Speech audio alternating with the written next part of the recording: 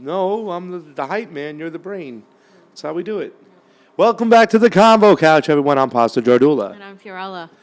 And Johnny Sue is still spinning on the ones and twos. He's got the mobile ones and twos right now. He's been like Mr. Mobile Man all day.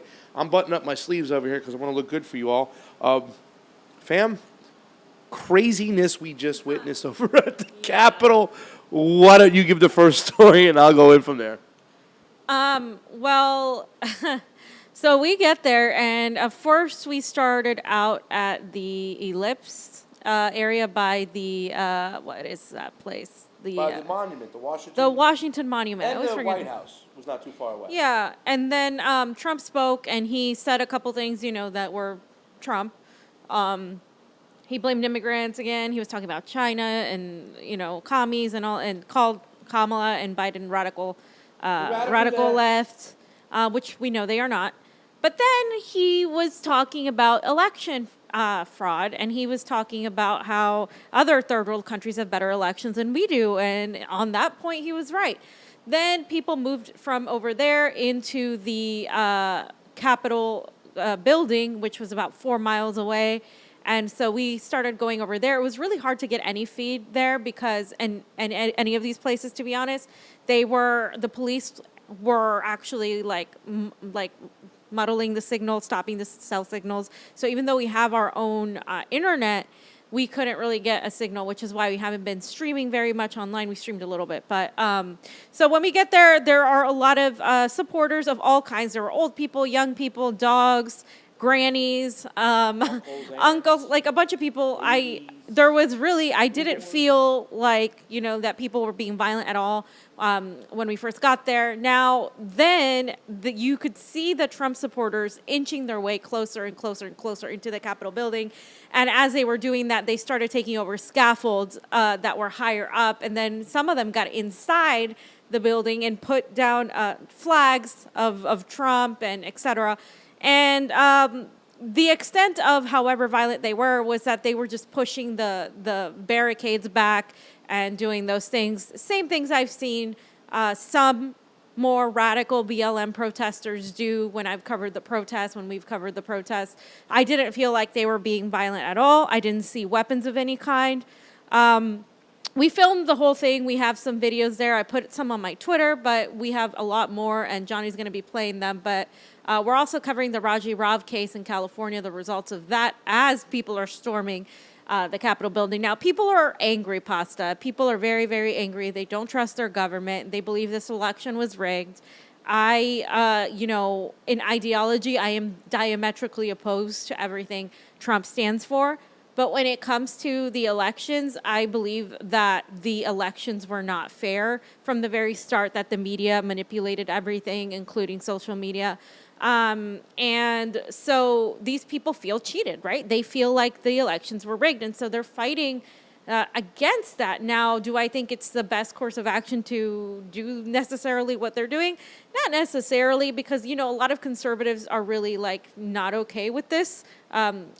Even people like Newsmax are saying this isn't the right way to do things, because remember, their whole shtick was you can't be violent, you can't be thugs, da da da da da. So now there's a defaction, there's a fraction within these Republicans. Some of them are more radical and they're against what's going on, and some of them really wanted to just watch the whole electorate process and that whole vote come through. So it's really interesting. But what I did see, what we did experience, is that the police, the Capitol Police that were there, the National Guard was also surrounding.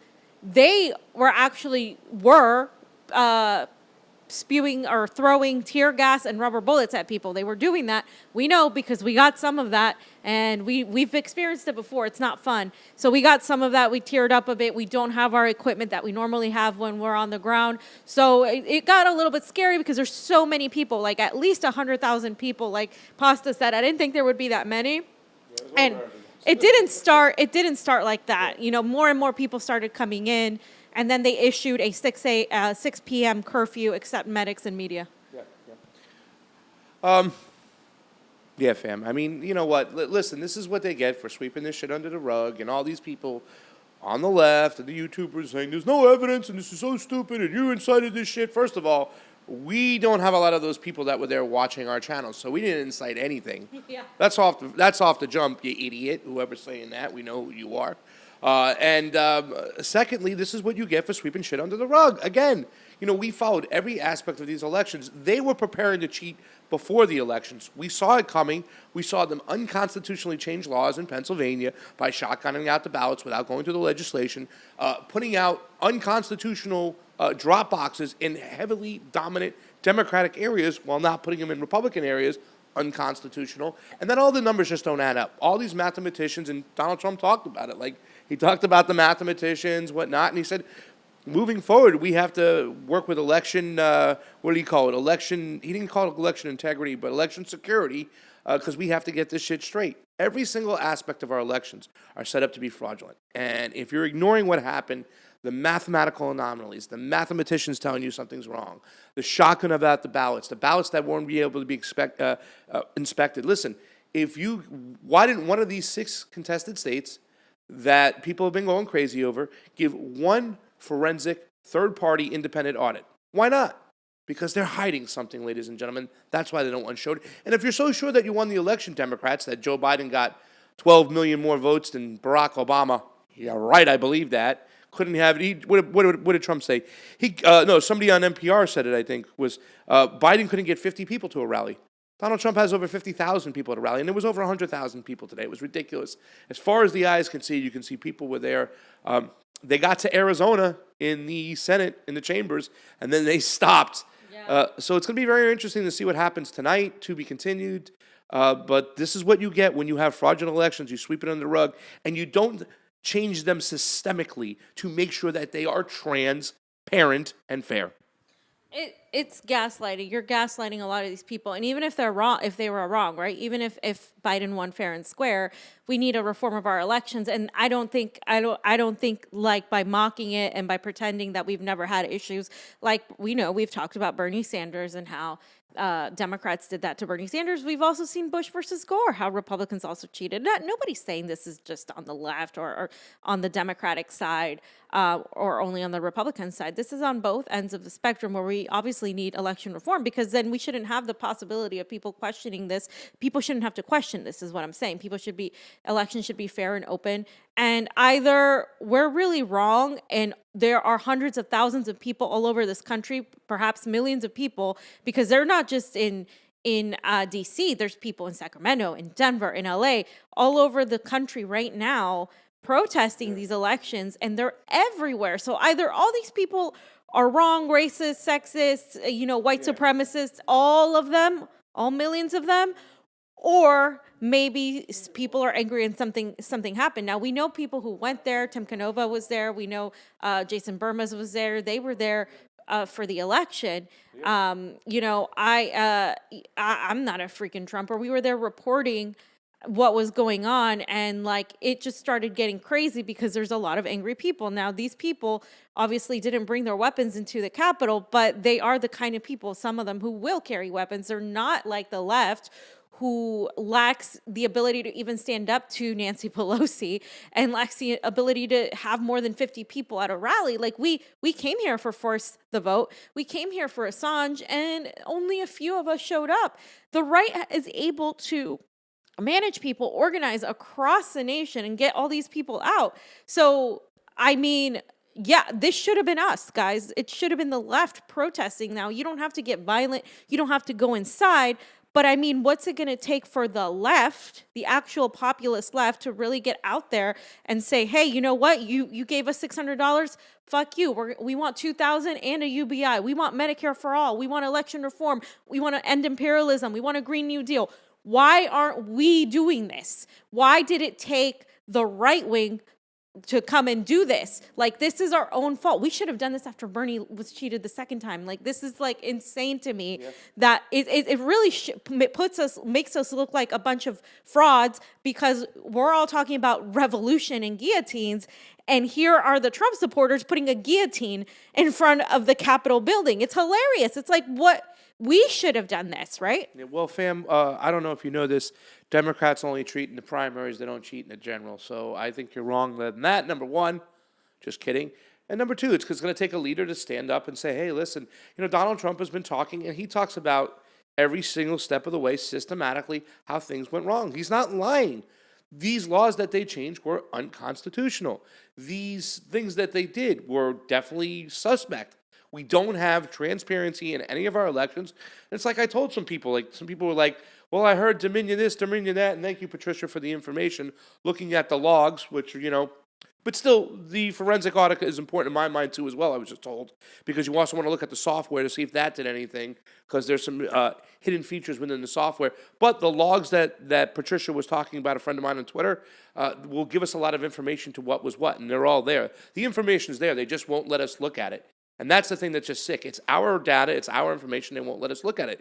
But it's going to take a leader like a Donald Trump who's going to stand up and say, no, I'm not taking this. And, I was very saddened to see some people on Twitter, and I just blocked a friend of mine right now, who was kind of saying that the woman who got shot in the neck, point blank, inside the Capitol building, deserved it.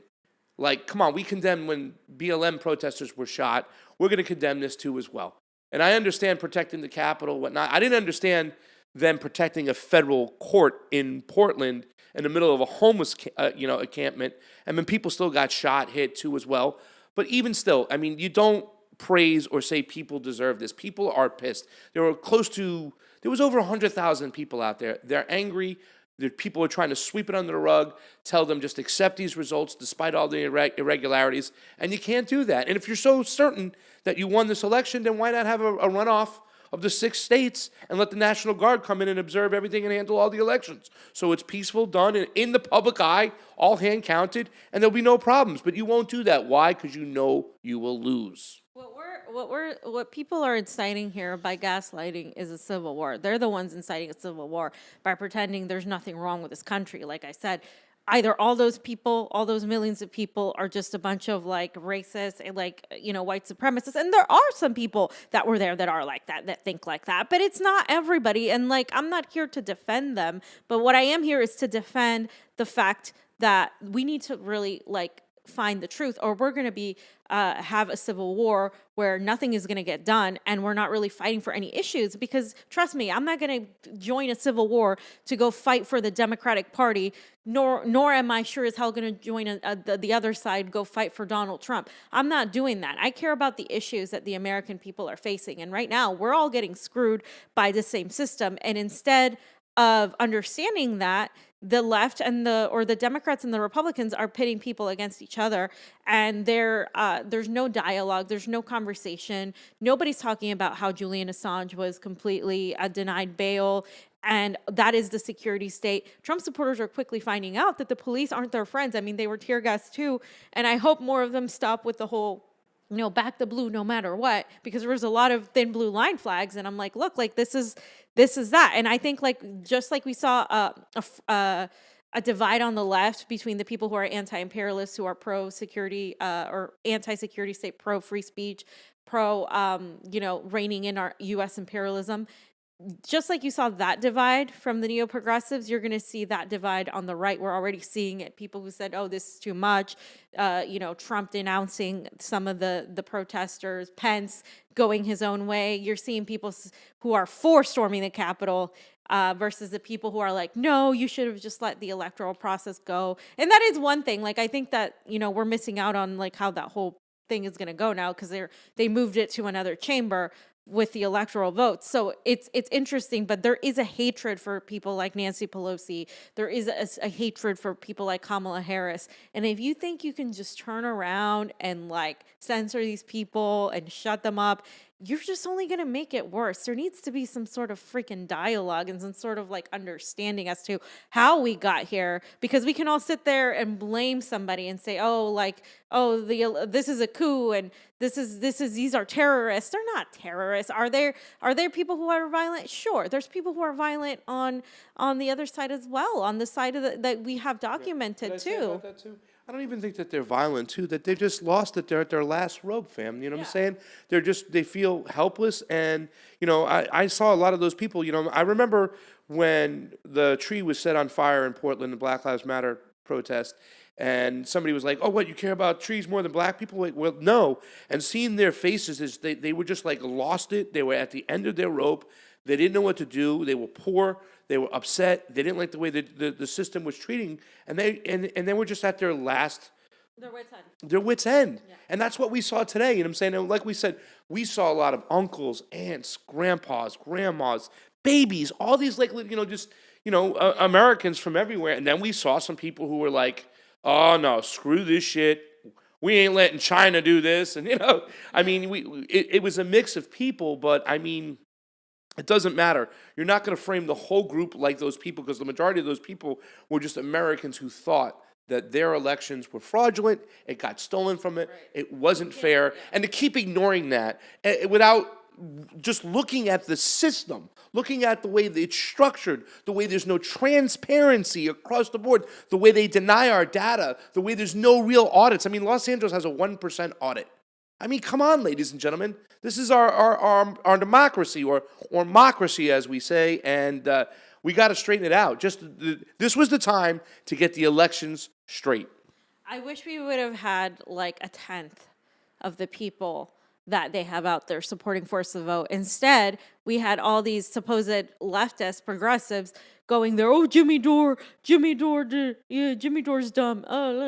Like literally online, while the rest of us are freezing the cold. We have people smearing us, smearing Brianna Joy Gray, smearing all these people, Niko, just because they spoke at the Force the Vote rally, making fun of the crowd size. Well, there you go. Like look, they one-upped us. I mean, they are able to get their people to come together. Same thing with the Tea Party that was able to turn against the Republican Party. They were able to make Boehner cry. They were able to do the things they wanted to do.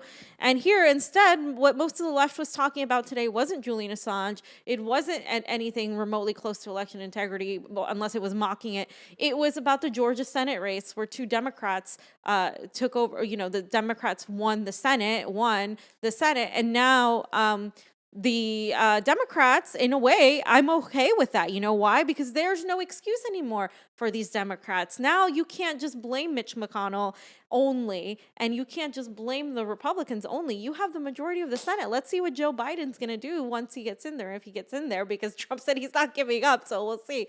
But like, it's just interesting now. Like, we'll see what happens, because we can't continue like this, you guys. Like, if you think this is why they muddy the waters, because they want people to really think one side is right and the other side is wrong. And depending on which side you're on, you're going to fight for that. And it just gets super confusing, and it gets really hard to deal with any of that. You have to look at things from a perspective of logic and not necessarily emotion. And there's a lot of emotions running. But I think, Ajamu Baraka posted something. Caitlin Johnstone posted something on Twitter where it's like, oh, well, all it took was for the left to storm the Capitol to get what they want. We should have done that a long time ago. And these are the things that we're talking about. Like, we should be doing this here. If you consider yourself a leftist, we should be doing that. Like, I'm not saying get violent right away at all. But what I am saying is, like, where is this mass movement of people fighting for the things we want? The right is doing it for whatever they want, whether you think they're, what they're fighting for is legitimate or not. They're able to come together and do that, and we somehow can't, and it's really sad. Super chat contribution always appreciated on the couch, even if it's our portable couch. Our sisters and brothers at the Convo Couch, you are the press. Here's a small donation to help your trip. Oz LaFave, Oz, thank you so much. We have 286 people watching. Guys, like, share, subscribe. Do what you got to do. Go over to our Rokfin, Rokfin, and go over there. Like us over there as well. Let's see how the chat's going over there. Sometimes it works on my app. Sometimes it doesn't. I'm not getting a chat right now, but thank you all to whoever's over there helping us out. We love you. We really do appreciate you giving us the finances to go do these things.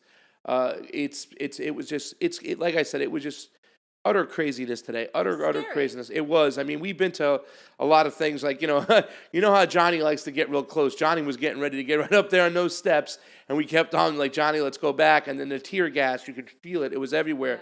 Rubber bullets. A girl got shot in the neck. And that's not okay. it's not okay. And somebody's like, "Oh, do you support the tactics at the Capitol? Them storming the Capitol?" Hey, listen, I didn't tell them to storm the Capitol, and I'm not supporting anything or denying anything. But when you push your citizens that far and you give them fraudulent elections, and they were fraudulent, they're going to revolt back eventually, sooner or later. And like I said, Bernie Sanders should have been taking the flag and saying enough is enough. We want some fair elections. Remember, twice somebody approached him, lawyers, election integrity activists said, listen, we have the data, we have the information, let's go and protest these things. Let's turn these elections inside out. Let's get them fair. And he has just digressed, hasn't done a single thing. And I don't know where we go from here, because it doesn't seem like our elections are going to have any change whatsoever. If Joe Biden does get in, nothing's going to change.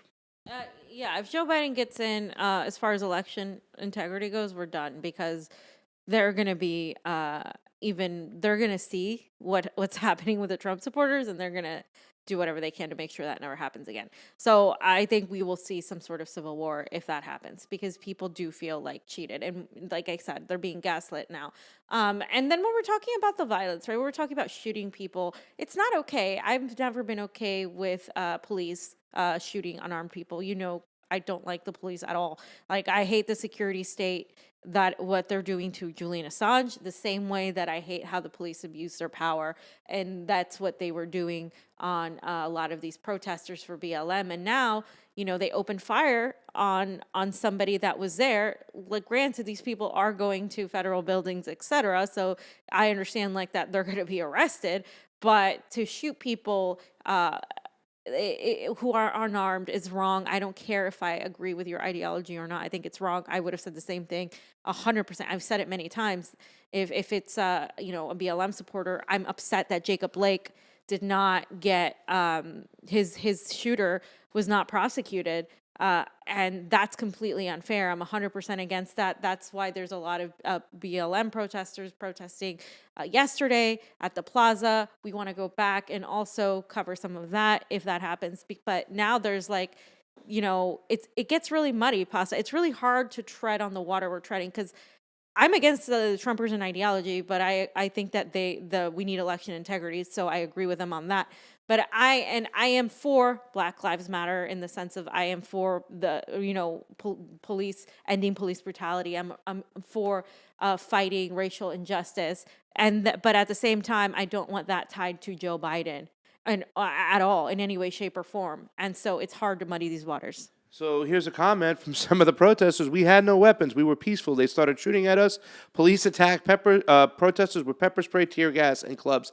When we were saying the same thing when we went to this Black Lives Matter protest, and we were telling you the same thing, yep. You were like, oh, no, blue no matter who. This is the point where you got to realize the policemen serve the empire. Yes. They are class traitors like there's no tomorrow, okay? They serve the elites and tell them what they want to do. Now they have a new boss, they think, coming in there, so they're going to serve them, and now you're the target, right?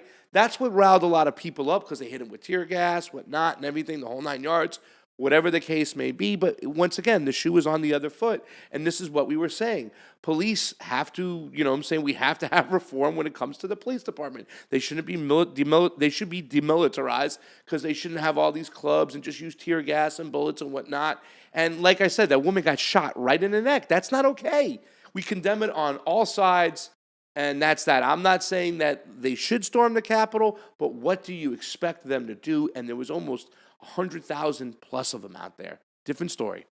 Yeah, exactly. And, a lot of people are like, oh, this is sweet. Finally, the Trumpers are getting a taste of their own medicine. And yeah, I sat here and I got told, oh, like you call me, you hate the police, blah, blah, blah. Those people were thugs. They should have gotten shot. The same people saying those people were thugs are now, I hope, understanding, stop backing the blue blindly. Like, again, like Pasta said, they're part of the empire. They're an extension of the empire. They're militarized by the military-industrial complex. They get their weapons and training sometimes from Israel. Like, this is nothing new. This is what we are seeing here is a snippet. And Ajami Baraka said it well. It's nothing compared to what we do to other countries. The bombs, the drones, the sanctions, all of these things that are happening right now. That's what we do to people in multiple countries, and it's completely unfair. It's completely I unjust. apologize. I and forgot to we activate the should stand YouTube against feed, it. but it is All activated right, we're now. going into Raji Rab's case. Here we go. Mr. Rob, would you, I'm sorry, Mr. Pohl, were you finished? Yes, Your Honor. All right. Mr. Rob, would you like to respond? Yes. And let me just say, Mr. Rob, the issue of the privilege logs that you raised back in August, that's not before me today. Correct. Okay, so you don't need to spend your time addressing that. I was just setting up a pattern, Your Honor. That was the only point.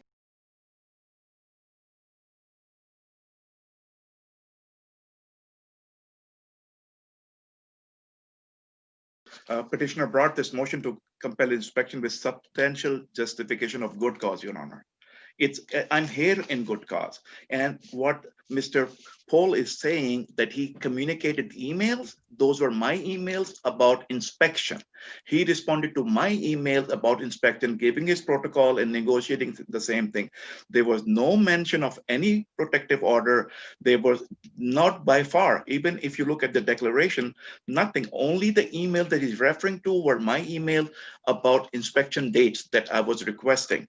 And I was following up from August because they said that these machines are not in election mode, Your Honor. It's not, he's twisting the words. I just, I'm surprised he's twisting the words. The main fact at that time was the fact that they said that in the protocol, that these machines are not in election mode twice. So they didn't leave a room for me to go. I did not say that I want in certain matter. Of course, if I want to go and inspect something, it's not going to be a tour, Your Honor. There's too much at stake. I am putting my nights and days to iron out and make election integrity and transparency clear for the people that when you go and make your vote will be counted because everything is so ironclad. Here, private law firms are being hired to block me from getting into a simple inspection. I'm not going to touch into the source code or going into the software. I just need to look at the files which have no personal data involved, Your Honor. I would like to once again say that the protective order is defective. There was no meet and confer. It is untimely. They had an opportunity when they filed state proceedings in August, which was denied due to a faulty, defective declaration then, declaration now. They're in the habit of misrepresented to the court, and the court believes them. And well, let me interrupt here, Mr. Rob, because what Mr. Pohl is saying, and I tend to agree with him, is there were numerous emails going back and forth between yourself and Mr. Pohl's office about inspecting the tally machines and the VSAP and the terms of that inspection. And what he's saying, if I understand correctly, is he doesn't have to officially call it a meet and confer, but that is what was happening. The two of you were meeting and conferring on a manner in which this inspection would occur. And he's saying that he's complied. No, Your Honor, he's not. There's no mention of protective order anywhere. All he was replying to, he didn't even follow 2016-040, where he has to, a meet and confer declaration in support of a motion shall state facts showing a reasonable and good faith attempt to an informal resolution of each issue presented by the motion, Your Honor.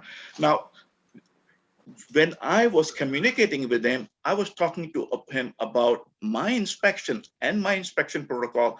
And we were just negotiating inspection protocol and what will be hard and what will be easy. He was trying to protect and give me just a visual inspection that I should just go and walk around and come out with it. And I wanted to look at the logs. And that's what has been transpiring since day one.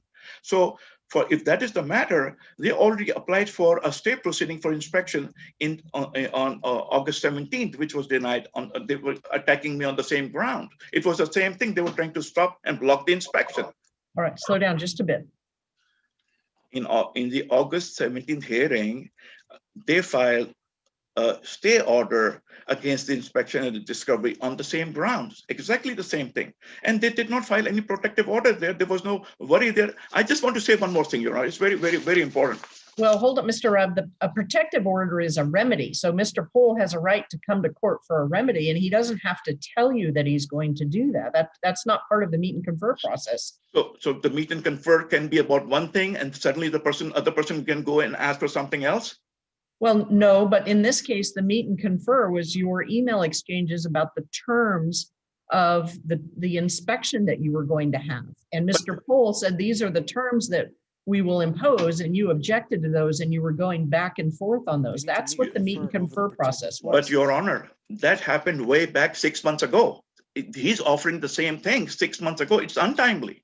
6 months ago, he has the same thing. 6 months ago, I said, look, there's a purpose to the inspection. I cannot just go through a tour and come out. And I said, look, your guys can do everything. We'll watch. We will just watch, show us the thing. We will not touch anything. So there was no harm. There's no oppression. There is no burdensome nothing. We're not going to touch anything. They're going to operate. We're going to look, and we're going to come back 5 hours. Aman Buller himself in his own declaration said, 3-hour inspection is not enough. It should be 5 hours. I only added one more name of my assistant to take the pictures or take notes. The name of the person is Laura. I wanted her to be there to take notes while we are talking. That's the only thing I added. But Your Honor, this is untimely. They had ample opportunity months ago to do this. Months ago to this is not prompt. 2 weeks, 3 weeks, 4 weeks, 6 weeks, yes. 1 month, yes. 6 months later, you come out and say it is timely, and then you are calling my meet and confer emails as a demand. Okay, if you're going to call my motion to compel untimely because I was misled, I was told that these machines are not going to be operational, they are not in election mode. So what am I going to inspect?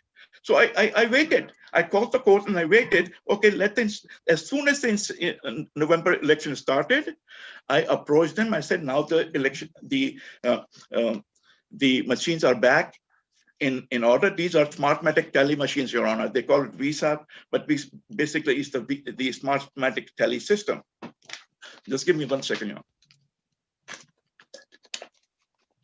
Smartmatic tele system.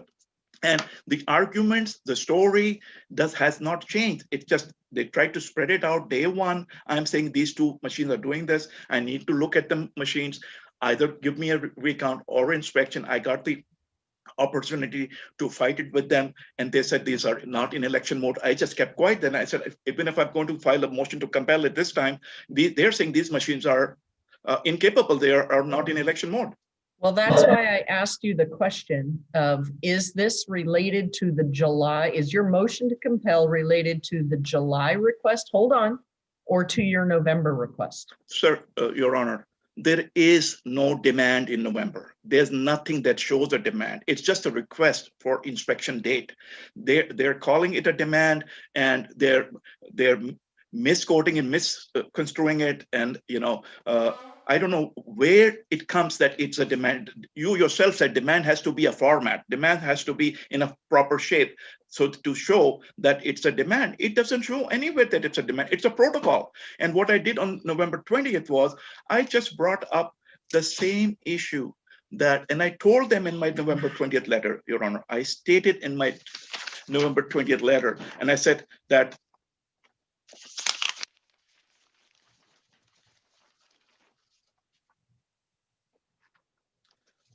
I said this, Your Honor. Petitioner explained in his November 20th email to respondent that he was pursuing inspection because respondent had stated in their inspection protocol dated August 21 and 24 that the tele room is not currently in an active election mode.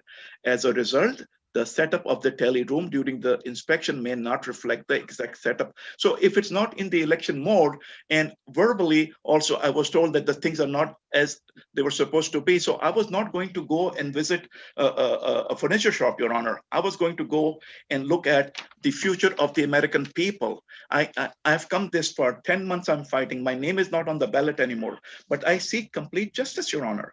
I seek complete truth. And by giving me the inspection, it doesn't harm anything. Especially when I'm not touching anything. And you have very wisely ordered respondent to preserve evidence. So what good is the preserve evidence going to do if there's going to be no inspection? I'm not going into any software source code. No, it's like you're looking into any file in your computer. So, and they can take those files out, put it in the computer, and we can, instead of 5 hours, maybe take 2 hours or 3 hours to justify, yes, everything is good. Nobody modified any file. Nobody accessed anything. It was a good show. But here, it is clear that they have been making misrepresentation that this is not a 2-in-1 machine. This is not a 2-in-1 machine. It doesn't have 2-in-1 function. It has. It is connected with the tally. Scanners are operating with the tally. That's why it's 2-in-1. Scanner is the hardware part. Tally is the software part. As soon as they're scanned, instantly the vote is decoded. The voter intent is right there. The moment voter intent is decoded, Your Honor. All right, Mr. Rab, I'm going to give you just a minute more to wind up your discussion. Okay, Your Honor. I've said pretty much very strongly about protective order, that there were no email exchanges about the protective order, and what we were talking about throughout was about the inspection, and also I said about the motion to compel that they said this machine were not in election mode, so I waited. I've worked day and night into this in good cause, Your Honor. I put substantial effort into this. I have no ill will in this. I have no bad intention. All I'm trying to put here right now in front of you and the people watching, and all those candidates who have filed their lawsuits again because of the repetition did take place, Your Honor. Lawsuits have been filed in Sacramento courthouse, and I'm fighting this and trying to get this thing so that we can resolve this thing sooner than later, Your Honor. And it's all in good cause, Your Honor, totally in good cause, in public interest. But it has to also comply with the law, Mr. Rab. That's the difficulty the court has. So let me turn to Mr. Pohl and see if he wants to make any concluding remarks. Just very briefly, Your Honor, Mr. Rab said it himself. He waited. I think he used the word waited 3 times in his argument this afternoon. And because he waited, his motion to compel was untimely. Again, I agree with the court as to the motion for protective order. We met and conferred extensively. Our meet and confer effort was 2 sides of the same coin. Everything revolved around the proposed inspection of Downey. We met and conferred about the same subject matter. And I submit to the court that a meet and confer declaration, my declaration with the motion attaching our correspondence is sufficient. And those are my concluding remarks, Your Honor. All right, give me 1 second.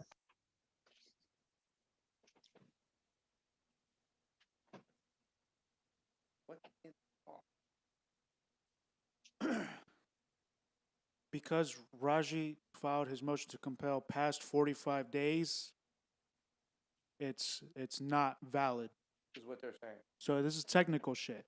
It's supposedly because Raji, the main thing is that, Raji did it beyond the 45 days from when he tried to do the initial inspection.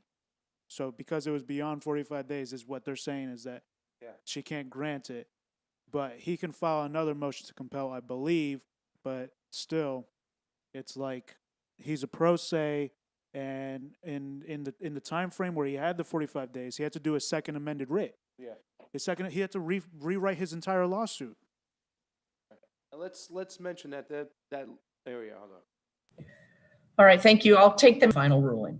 Thank you, Your Honor. Thank you very much. Thank you, everyone. He's not doing a final ruling right now. Amy, do you have any concluding questions? Okay. Yeah, she has. They shut it off. So she didn't make a ruling yet. She had a tentative ruling before the trial to deny the motion to compel and grant Dean Logan and Alex Padilla and Board of Supervisors a protective order so that Raji cannot examine the logs, and that protective order lasts a year or 6 months. I can't remember which one it was. But if it goes through, this is some bullshit. This is some bullshit. So We don't seem to get any love when it comes to getting our elections fair, and we also understand what was going on. The first time they did inspection, but they just wanted you to walk through like a visual inspection, not even show you anything. You know, we showed up there the day, remember the day of, with Maria Estrada and Angelica Duenas and Raji Rab, and unfortunately they shut us out that day too as well. It's I don't fool ever get any justice when it comes to our elections, no matter what. And you know, just to point out that lawyer that you saw over there was not it was not the public counsel. It was a hired outside litigation law firm. So, it's just From Collins and Collins and Moore, Muir. I believe is the weird. Muir. Yeah. Yeah. So that's the law firm. It's Collins and Collins, privately hired with public tax money. Well, so we'll just have to sit by and wait and see. How long will this take for her to make a decision? Oh, it's going to come in a couple days or something like that. So we can go back and show some footage of DC if you guys want to continue talking about what's going on, or what do you guys want to do? You know what? Let's step out for a second and take our time. Maybe hit up with Graham Elwood. See, he wants to talk with us a little bit about what's going on. And I've been promising him that we give him some action on the ground. Or do you want to show some tweets we got? And we can talk about it. What do you want to do? Let's show some tweets. Let's show some tweets. Fam, come over here. You're the tweeter. Fam is the tweeter.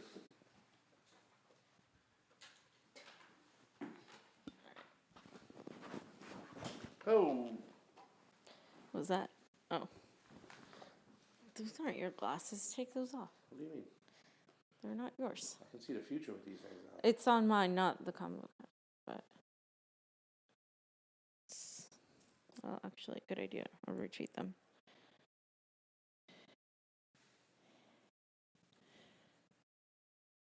Fiorella. I do have a tweet too as well. Breaking news, by the way. AOC said, Feliz Día de Reyes. Trajeron el país 2 asientos y el Senado.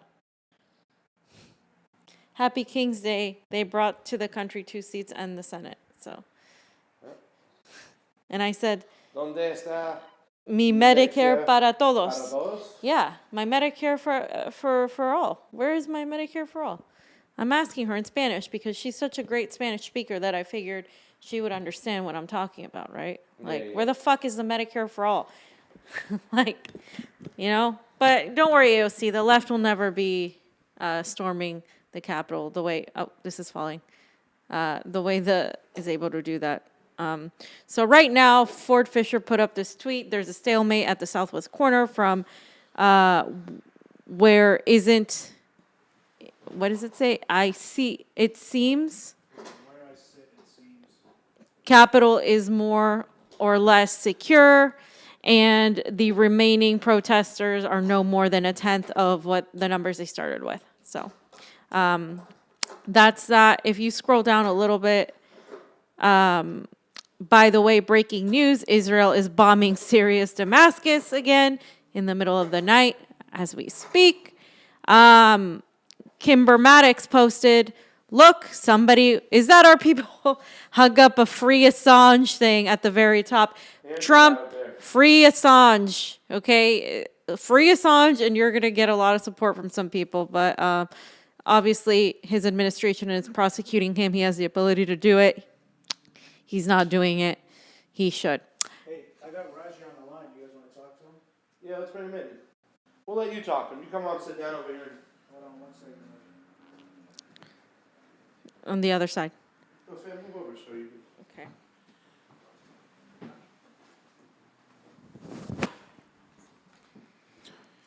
Raji, you're on the air. Oh, thank you.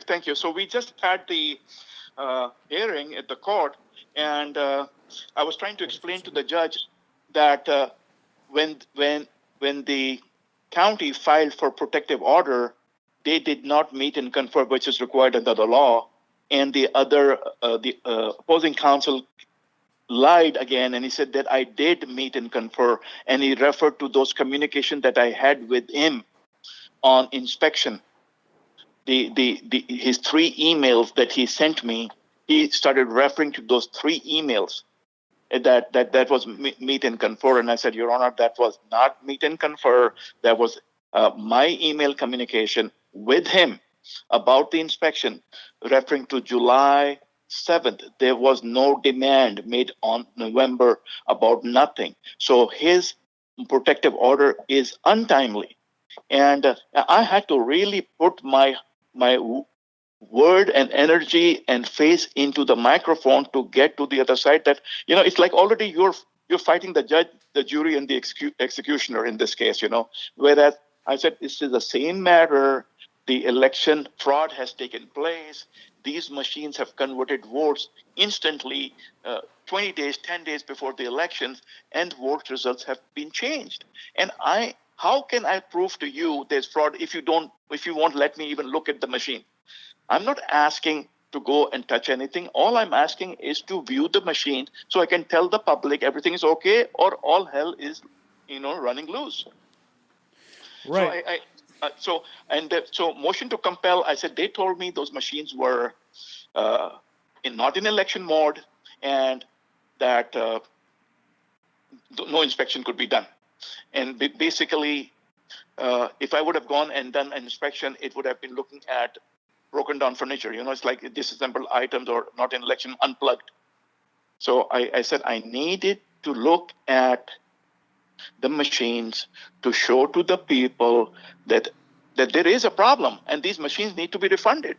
$350 million spent on the machines, and you want to punish me with $1,300 because I'm trying to pursue this case?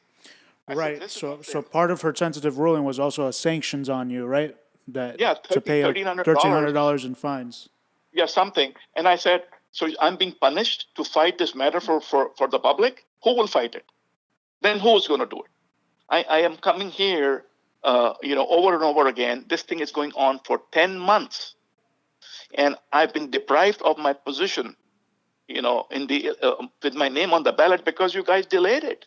And now I'm simply asking in public interest to show the machine so we can all be on the same format. Why hide? What is there to hide? We need election integrity. We need transparency. And I'm not even asking to go and use the machines myself. All I'm asking is you show it, you operate it. I won't touch anything. Just show me these things. All I want to know is, was there any modification in the files? Was there any modification in application system logs? Was there any modification in the application? Because we will know. If we look at those machines, we will know. I'm in the IT business for 20 years. I have experts who are expert programmers and architects in databases, who will pick up things in a minute. And it is so obvious they're trying to protect and hide something that is so wrong. And unless there is a total transparency, unless there's fairness in the court, these things will keep getting blocked over and over again. I'm glad that this has become a national issue now. Yeah. I'm glad this election fraud is a national issue. It's a national debate.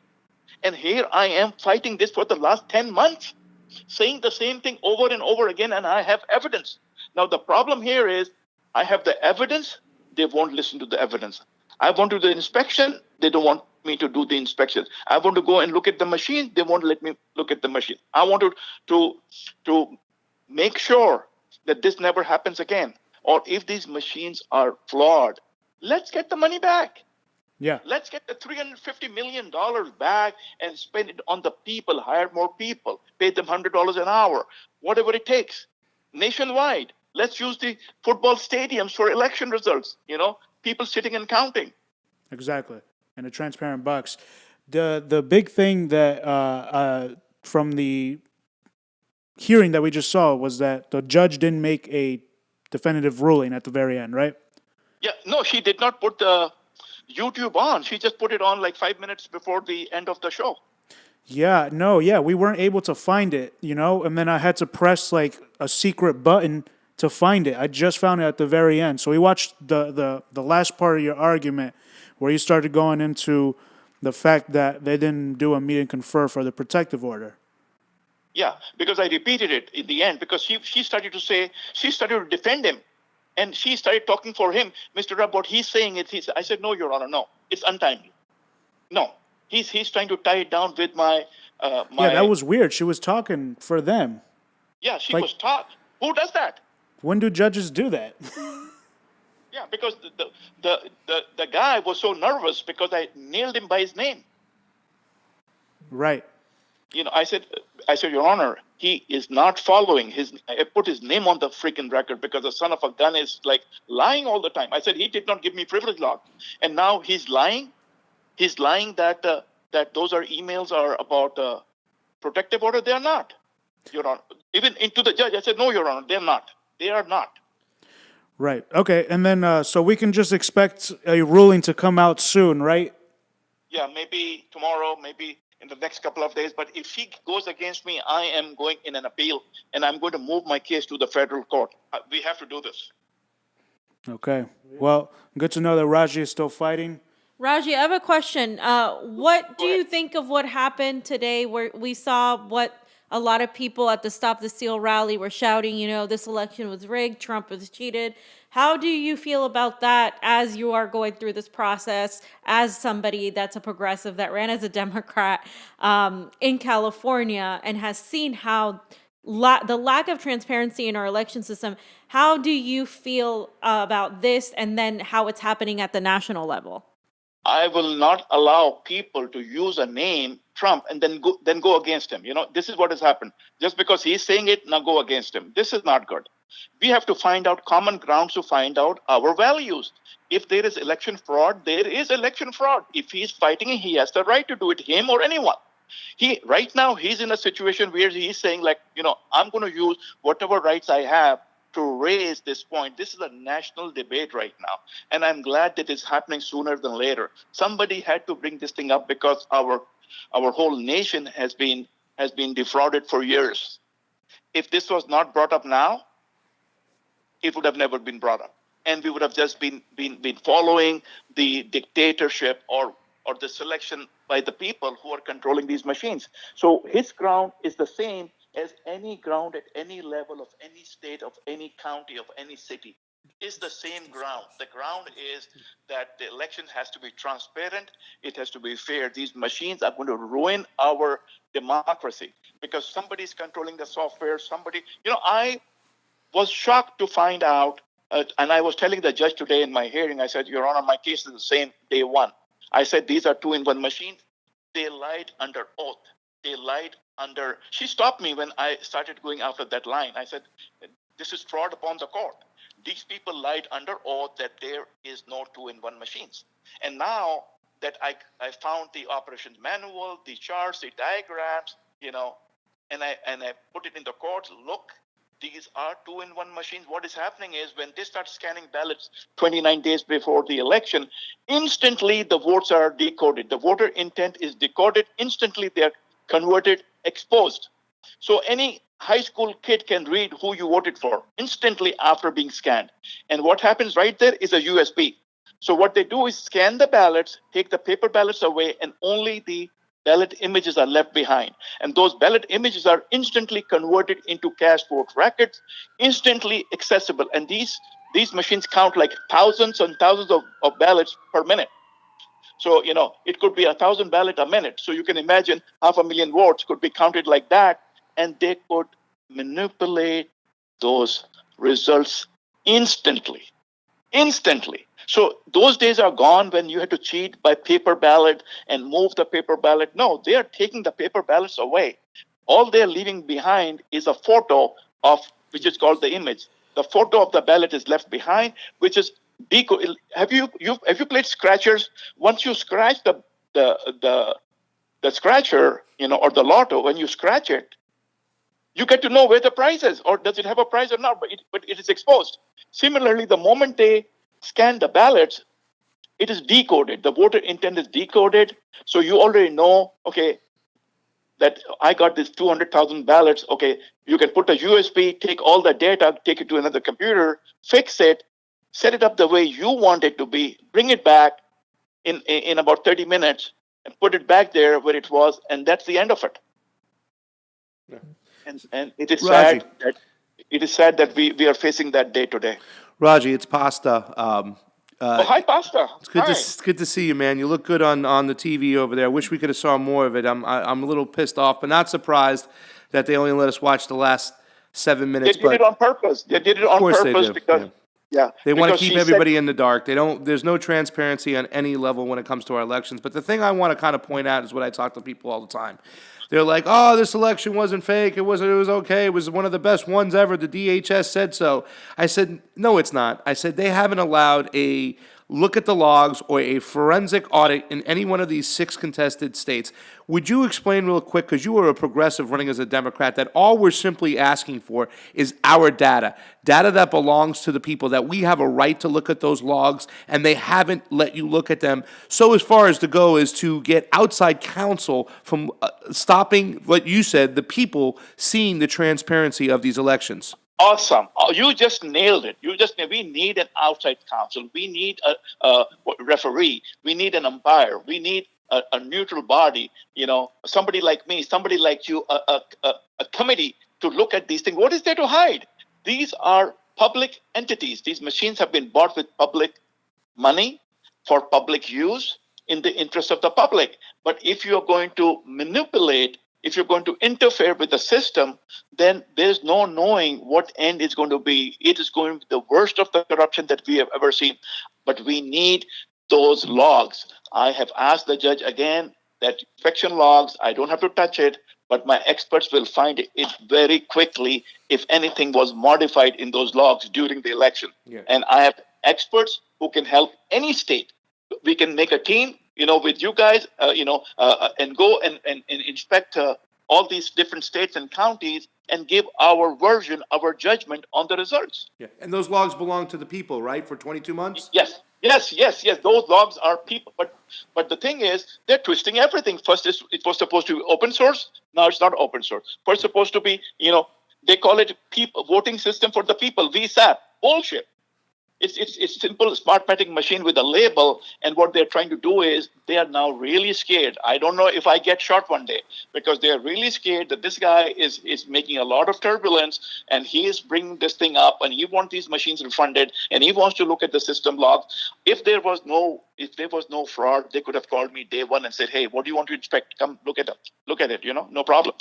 But the way they've hired a private law firm to fight me, to obstruct the instruments of justice, it's too much, and this is why our nation is divided today. It's totally divided on the fact that half the nation is asking for transparency, which is very fair. Transparency is important. If there's no if it wasn't half and half, it was a different thing. If there were 10% of people or 5% of people, it's a goddamn 74 million people are saying this is not fair. This is not right. So how can the other 74 million come and say, no, it's right? Well, Raji, we appreciate you calling. We're going to continue covering your case all the way up. Please do. Please. Try and get in touch with Trump, because I can talk to Sidney Powell and explain where they're missing some real stuff. Yeah. We'll try. It's hard to get in touch with Trump. But Yeah, you can do it. yeah, we'll see, because Trump could really turn the tide of his elections if he just actually references your case and puts national attention on the case and puts pressure on the judge, because your case has a legit way of winning if they actually allow the motion to compel inspection. If they allow the inspection to happen, then you're going to win your case, because 100%. The moment they give me the inspection, the experts are going to jump into the system logs, and they will know how many people and how many files were modified and how many votes were moved, and the whole thing will come out. We already know what to do. We're ready. All right. Oh, and for those who don't know, Raji has two experts with 20 plus years of computer science experience, who are willing to testify. They're database architects and programmers with database architects. So that's exactly to do with the database of the logs. So, and they're willing to testify in court. If this wasn't COVID, this would be in court right now, and they'd be willing to. They already did. They already made declarations, and they made their declarations, and then, but if it went to trial, then they would sit down in court and speak there for you, right? Yes, of course. And I'm willing to use that as a forum to, if Trump appoints us as the chief of election, organization right now, to go through different courts, and we can make neutral committees and go through the whole nation and check out what the hell happened. As long as we get election integrity. Yep. Transparency, integrity. We have the experts. We can look at all those things very quickly because we are experts. We don't have to spend days over it. We just need to go and pick up pools of water from here and there, pools of databases. Just a little bit of a little bit from here, a little bit from there, and it'll give us an idea what the hell happened. Yeah. All right, Raji. We'll keep covering your case. Thank you so much for calling up. I appreciate it. Is there anything you want to tell the people?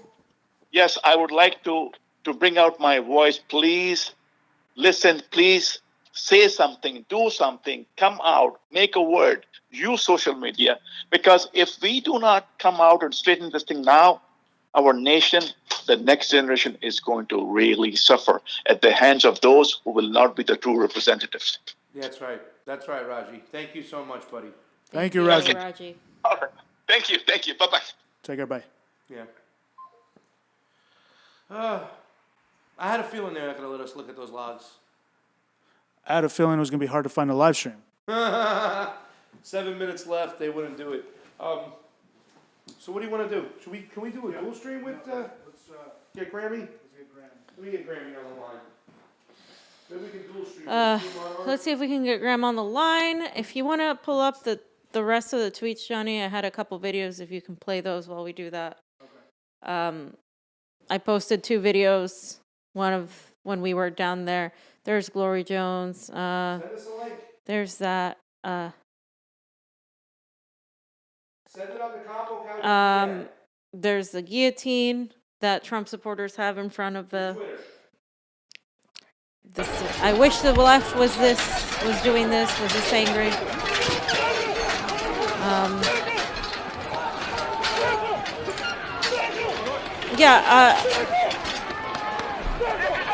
I have something to say about that because people are saying the cops let them in and blah, blah, blah. And I think there are some cops that are like partial to these right wingers because we've seen it. But as you can see, the cops, some of these cops are not like, they're using their sticks, right, to like hit them too. So again, I go back to the police is going to protect the state. They're going to protect the empire. So let's stop pretending the police are on your side. Obviously we've seen how the police treat, but if they're told to go after you, even if you are a Republican, they're going to go after you guys.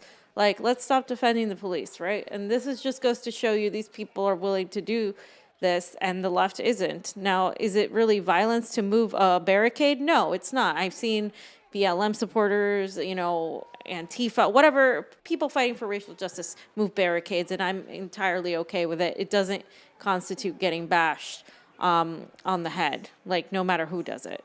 Then we can look to what Huh? There are police officers that are off duty. Yeah, there are off-duty police officers. That's the thing, or people dressed as police officers. There's a lot of things that are being said.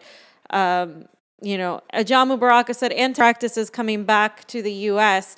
Blowback when you support violence in coups in Honduras, Bolivia, Haiti, Ukraine, Egypt. The actions by Trump supporters is mild in comparison. Exactly. Like, this is what we do all over the world. This is all mild by comparison. I just said, if only the left had stormed the Capitol for Medicare for All, a 2,000-month stimulus, a $2,000 stimulus, and UBI, a Green New Deal, election reform, Assange, and against imperialism in a peaceful yet stern way, instead the right are doing it and making a mockery out of the, quote, revolution so many of the left push. Because, again, there's all these people who say, oh, I'm an anarcho-communist, I'm this, guillotine, general strike 2020. None of that has happened. You guys saw, I value what we did with Force to Vote. I value what we did with Assange. But we didn't have that many people there because they were too busy shitting on our efforts of organizing and doing this. The right can go and organize this. You may not agree with their ideology. I know I don't, but at the same time, they're fighting for what they believe in. Why can't we do the same? And it's really shitty that, that's what's happening, right? If only this could have been us. And it's not. And it makes me angry. It makes us look like we're weak because we're too busy fighting because we can't ask AOC to not vote for fucking Speaker Pelosi. We can't ask the squad members to not vote for Pelosi. We had Cori Bush vote for Pelosi on the first fucking try. That's insane. We can't even do that. And yet we're over here talking about these people being terrorists for what? They're not being terrorists. This is insane. First of all, they got committee seats, and we ended PAYGO. So, duh. Hey, neoliberal, PAYGO doesn't do anything if she doesn't bring Medicare for all to a floor vote. Committee seats, they all had them except Cori Bush, who's new, and she got one because she sold out right away. So don't come and tell me that, the left, blah, blah, blah. The left is full of shit because we should be over there demanding these things. You don't have to get violent. You don't have to bring guns to the fucking playground. But what you can do is occupy these spaces, and we need more of that. That's why we were talking about direct actions this past weekend, because that's what we need more of. And then I had some videos under that if you wanted to see them and play them. But under that.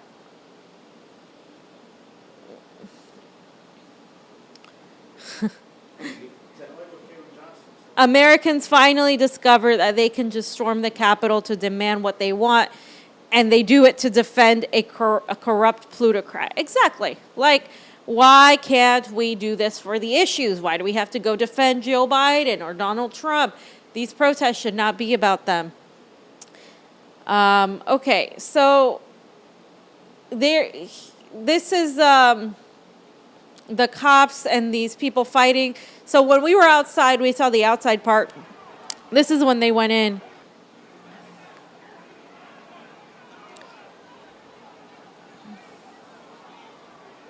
I do think there's definitely if it was a bunch of BLM protesters, the situation would have definitely been worse. I'm sorry, it definitely would have. But okay. They are tear gassing and shooting rubber bullets at people. I inhaled that tear gas. We all did. Johnny, myself, and Pasta while we were reporting. Like I said, we're going to release more footage. Here are some pictures. Johnny, if you want to go through some of these pictures, you guys can see the outside of the barricades where they were at. And all, those people, there's so many people. People were on trees. People were on porta potties. People were everywhere. And there were all kinds of people. You guys could see that they were up there, too, hanging flags. Right, Johnny wanted to go all the way up there by the American flags, but we were like, Johnny, no, because it's dangerous. There's just more people. Hold on, fam. And then, so, and there's just a video after this. You guys can see all those people.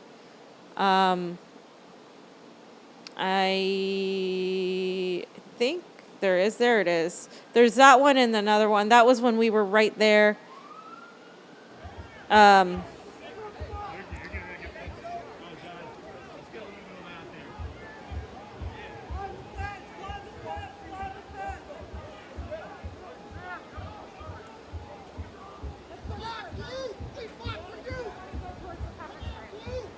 There's all their flags and crap.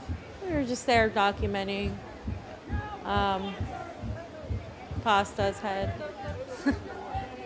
And Johnny was trying to get through the crowd, and I'm just like, Johnny, no. These people, some of them are well protected. We weren't. There's the barricades. And then you can see people with some water and some people with red eyes because the tear gas was coming in. The wind was blowing the tear gas into people. So that moments later is when we started experiencing that. Stop the Steal. And there's Johnny getting footage, which we'll release. It was crazy. It was really, really crazy. And then think there's one more video. I just put a bunch of footage. See, they have those masks that we would normally have had we been in LA, but we're obviously not in LA, so we weren't going to bring that sort of thing. We didn't even know we were going to come to DC, and we sure as hell didn't know that was going to happen. That these people were going to like take it, seriously try to storm the Capitol. Marching in there. We got to march in there. That's what's going to happen. We don't have the gear that we normally do that, Jonathan. We can't. So we should stay here. So I'll stay here. You guys call me. I'm not staying with you. I'm not leaving here. Just call me because I'm only shooting video.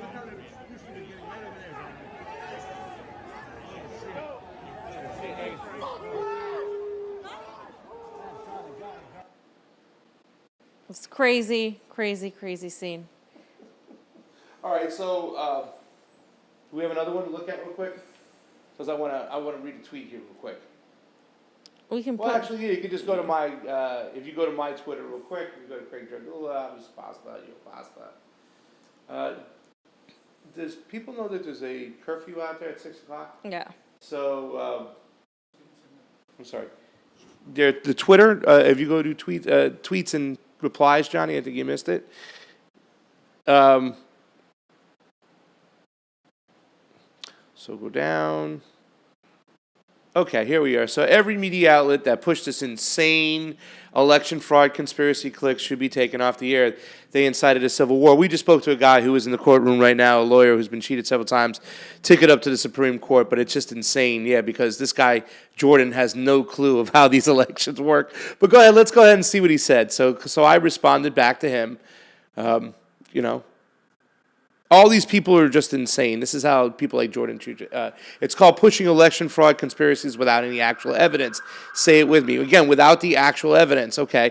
Says the guy who doesn't even know that counties run elections and not the states, which I had to correct him on that because he did not know that, right?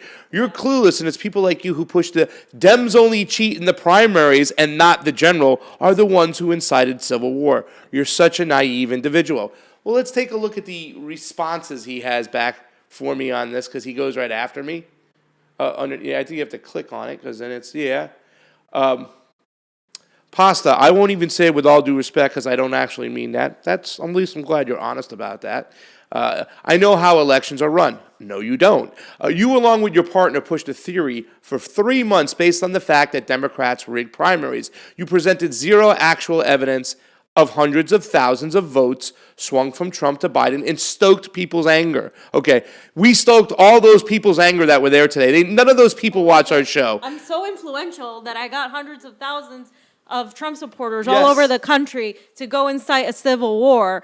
Holy shit! I might as well run for Congress then, because I'm that fucking influential to get all these people to do this. First of all, you shouldn't be demanding people get taken off the air, number one. If you are for Julian Assange and the free press, you shouldn't demand people get taken off air for talking about something that you don't agree with when you don't have evidence that it wasn't rigged. You don't. Well, you know why? Because you can't look into these machines because they're proprietary software. We just got done talking to somebody who's literally fighting a battle in fucking California where we live, who literally ran as a progressive against a corporate Democrat who's telling you that these elections are rigged, and at least in California, we need transparency, and who's fighting. Johnny's written multiple articles. I invite you to go read them.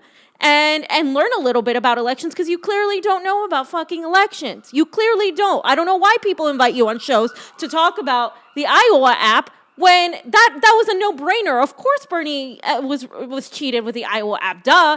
But beyond the Iowa app, we're talking about Michigan, we're talking about Texas, we're talking about all these other ways that they completely dismissed him. And then, of course, they added COVID with the mail-in ballots and all this other bullshit. You can't prove that the elections were not rigged against Sanders the same way you can't prove that the elections were not rigged against Donald Trump. You just can't. Just because you don't like Trump, it doesn't change the fact. And that's what Raji Rab was saying. Yeah, and actual journalists search for verifiable evidence before pushing the claims that hundreds of thousands of votes were illegally swung. You conflated legitimate election fraud that happened in Dem primaries and in states with a coordinated, widespread conspiracy to swing hundreds of thousands of votes when you provided zero evidence to back it up. You did this because you hate the Democratic Party. Guess what? So do I. But the difference between us is I don't... for Joe Biden. Yes, I don't let my hatred for the Dems cloud my journalistic judgment. No, but you let your hatred for Donald Trump cloud your journalistic fucking judgment. Yes, on this specific general election. You did because you're pretending to be journalist on YouTube. You should be ashamed of yourself for pushing this bullshit. So this person underneath said, yes, it's the Convo Couch's fault. They have all the power and get all the views. It's not like this was bound to happen when y'all pushed a senile rapist down America's throats. Okay, thank you so much. I don't even have to say anything else. And once again, Jordan, you don't know what you're talking about. There's plenty of evidence. Mathematical anomalies. And people like you and Mike Tracy and Aaron Matei, besides the mathematical anomalies, what are you talking about? How come every single time they call a primary for Joe Biden, they call it at 55%, 60%? Because they said, well, the pattern, the voting pattern won't change, and therefore we can call this, but it's a different story when it's Donald Trump. And in the middle of the night, 3 a.m., there's a pipe break. We see ballots come out from underneath the table, run through the machine several times. Doesn't that even merit us to take a look at their work?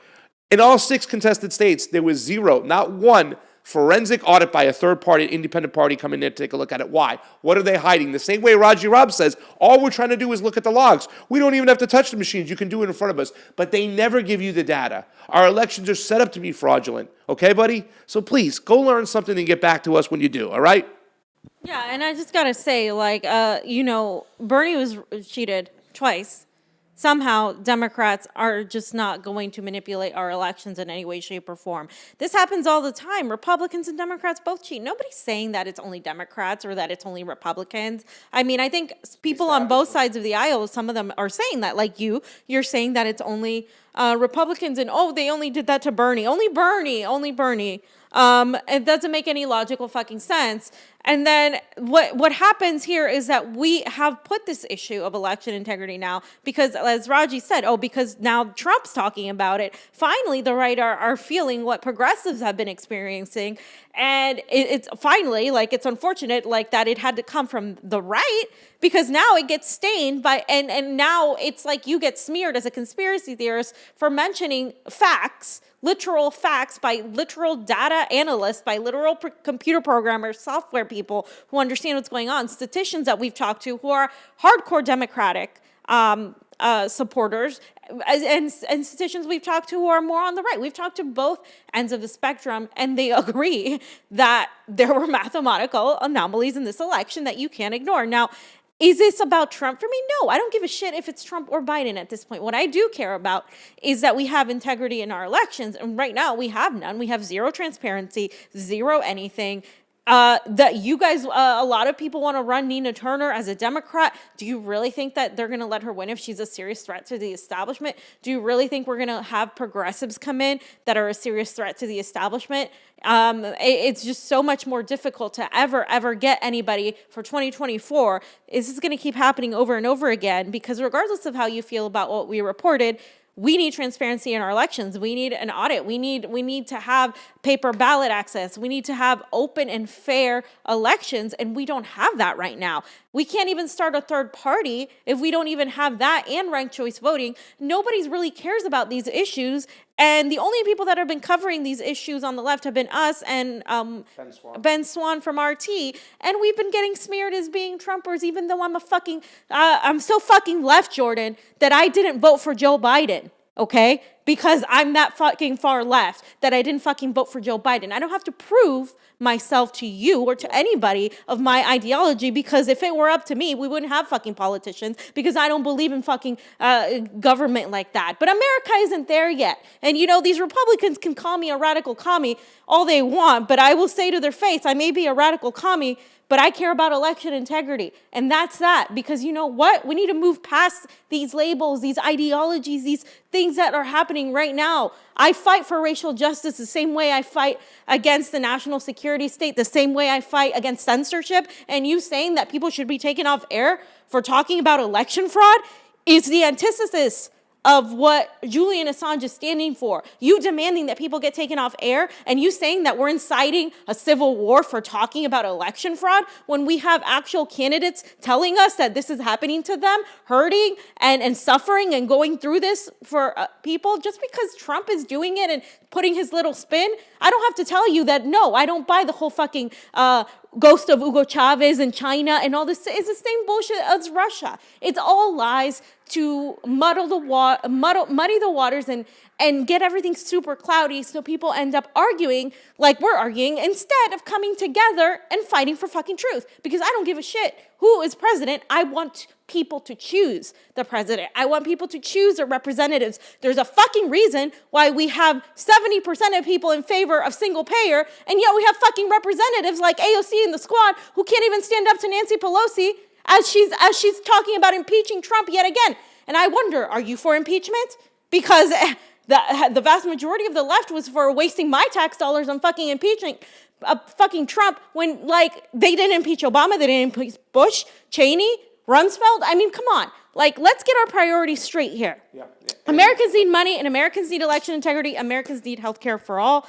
We're not going to be able to get any of that shit if we don't have a free press, which obviously you're not for if you're asking for censorship and taking down of channels, and if we don't have election integrity. It's just not going to happen. Yeah, I guess that check from The Intercept is playing well, going over there to The Intercept really right now. And let me tell you something, you're gaslighting from the get-go. We're not doing this based upon what happened in the Democratic parties. We called this out months before the election because we understand how the elections work. We were told by our registrar and his assistants in the state of California that we're going to have an open source system. So when we confronted him, because that's what we do, we go to the registrar's meetings, whatnot, we go to election integrity groups and whatnot. We asked the registrar, oh, we have an open source system, great, can we get the source code? He goes, oh, well, we don't have the source code. Then we did it again, oh, we don't have the source code. That had forced the Secretary of State to call a press conference and say, well, we don't have the traditional open source system where we give you out the source code, because he was lying. We caught him lying, and we know he was trying to gaslight people so they can steal the elections. Secondly, you understand that these laws that they pushed forth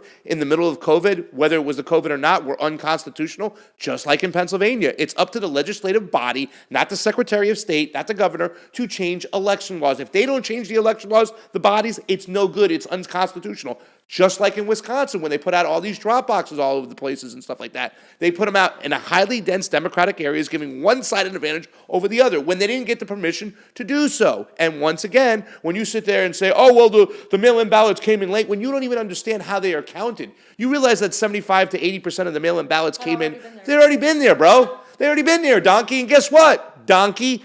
In Wisconsin, more Republicans requested mail-in ballots than Democrats. So you don't know what you're talking about. So quit gaslighting and say we're doing this based upon yay, nay, or what happened in the Democratic Party. We are doing this based upon facts, what we know, because we don't just cover elections like you do, pal. We study them.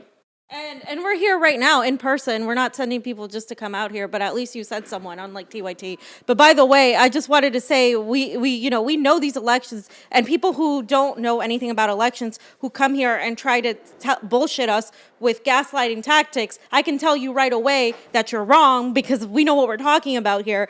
And it's crazy because you talk about, for views and for rage and for anger. You say the same things that people say to Jimmy Dore when they're mad about the whole force of vote thing. You're just doing this for clicks and anger.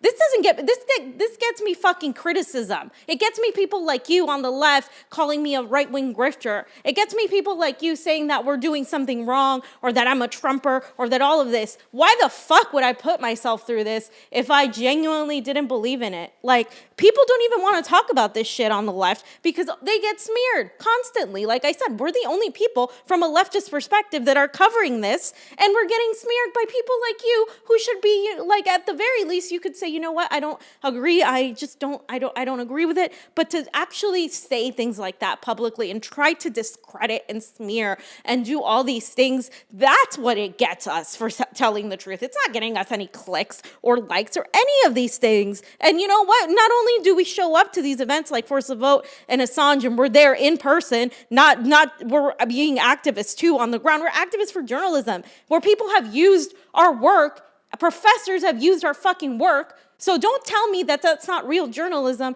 just because you don't have the spine to really go after something that's going to get you backlash. You know what? This is doing nothing for me. This backlash, it's awful. The backlash that we're getting. It's really lonely to be out here fighting for election justice, just as lonely as it is for my comrades fighting for Julian Assange, who know, like, these people, nobody's fucking talking about that. Very, very few people on the left are talking about that. Like, it's not something that gets us any popularity. Nobody has invited us not on their shows to talk about election integrity, except RT. But that's it. Like, not even some of these lefty podcast YouTubers have invited us to talk about election integrity. So let's get real here. If I wanted to be fucking popular, I would be peddling that this is all a conspiracy theory, and I would be fucking peddling the same bullshit that Cenk Uygur and all these neo-progressives and these boutique leftists are peddling. That's what I would do if I wanted to be popular. I would be going on The Intercept, which is, by the way, completely debunked after Glenn Greenwald fucking left.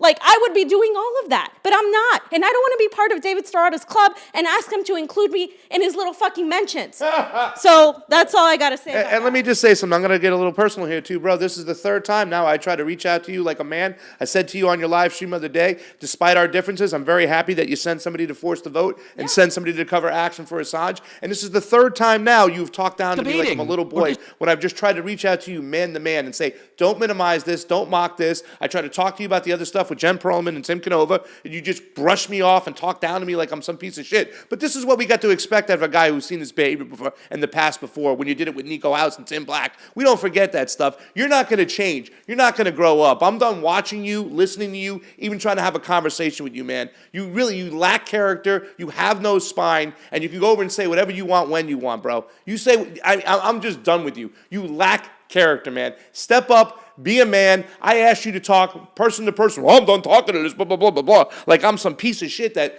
you're too big to talk to me. You've always had a big head, brother, and it shows every single day. Anyway, enough on that. Moving on. Johnny, anything? Any super chats you want us to read? I'll pull them up real quick right now. Okay. Is Graham waiting by, or? He said he's going to DM our thing.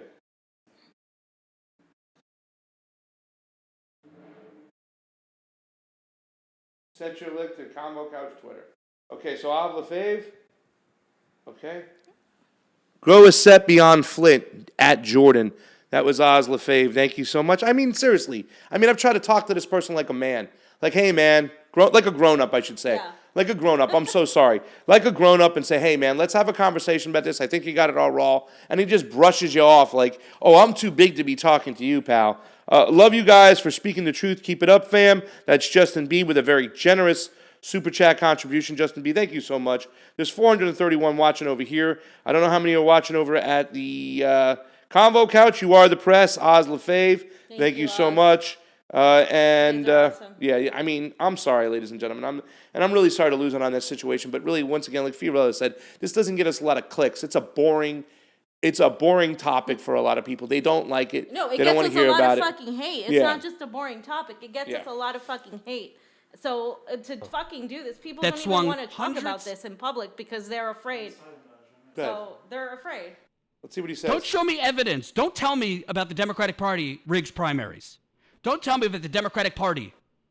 There's plenty of evidence, Jordan. Everything. Yeah, we know that. That's not evidence that this general election was stolen or rigged. The Democratic Party does not run the general election.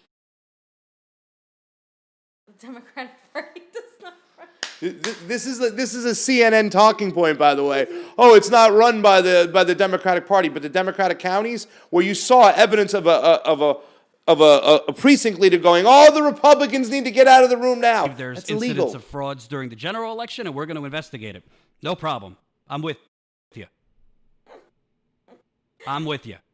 No problem. The Secretary of State run the elections. But that's different. And if you have Secretary of States running these elections, you're naive you obviously have the Secretary of State's That is like Alex very Padilla, different who is being than sued, by claiming the way. to He's your got, what, audience 2 that Donald lawsuits Trump of really election won the fraud election. going Let me against just him. give you an You can example talk to of how Democrats and fucking progressives in reckless and California about stupid the election these fraud that people have they're acted. pushing. I don't know why you're so angry about this. Fiorella, Like, I just a ignore few you weeks when ago, you literally when tweeted you like don't agree. that Like, Real Clear Politics has pulled their call for for Joe Biden winning Pennsylvania.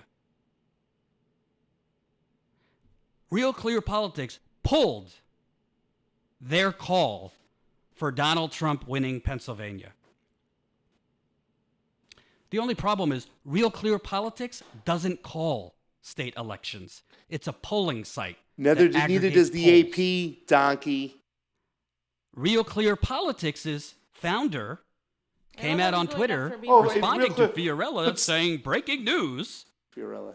he's going after me more. they've pulled Pennsylvania away from Trump, away from Biden, and said, that's not true at all.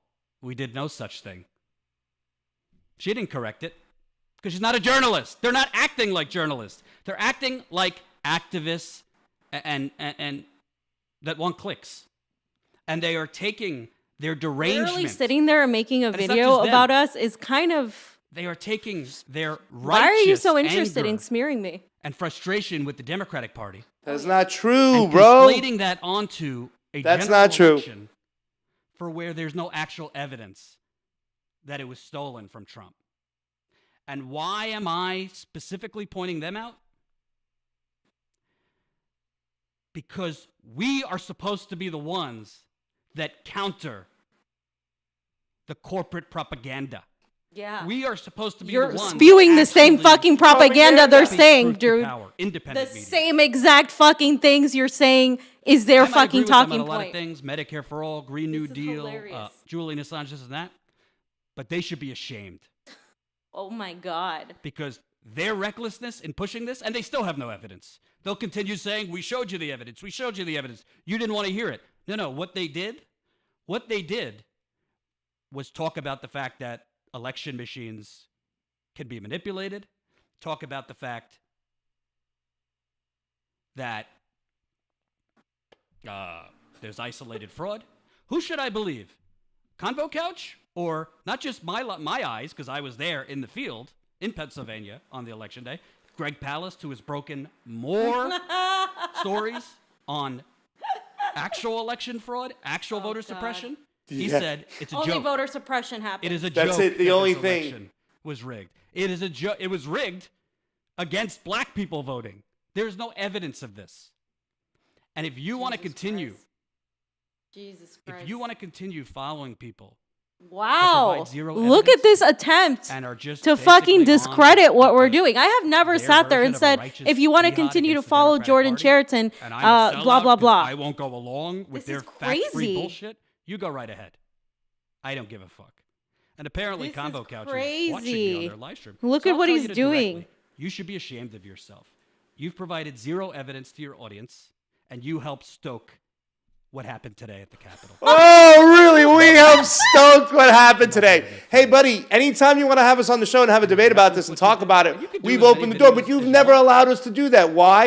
You Because could you do- know and by we'll the way, shred you I up. have no I have interest in all coming the on your evidence, show all and the having you on my facts. show. I have And I'm not going everything, to you little platform twit. Conspiracy theorists pretending to be journalists. Wow. Do you see this? Moving on. Jonathan, I wanna is show he you. scared that we're getting a lot show of you. fucking attention?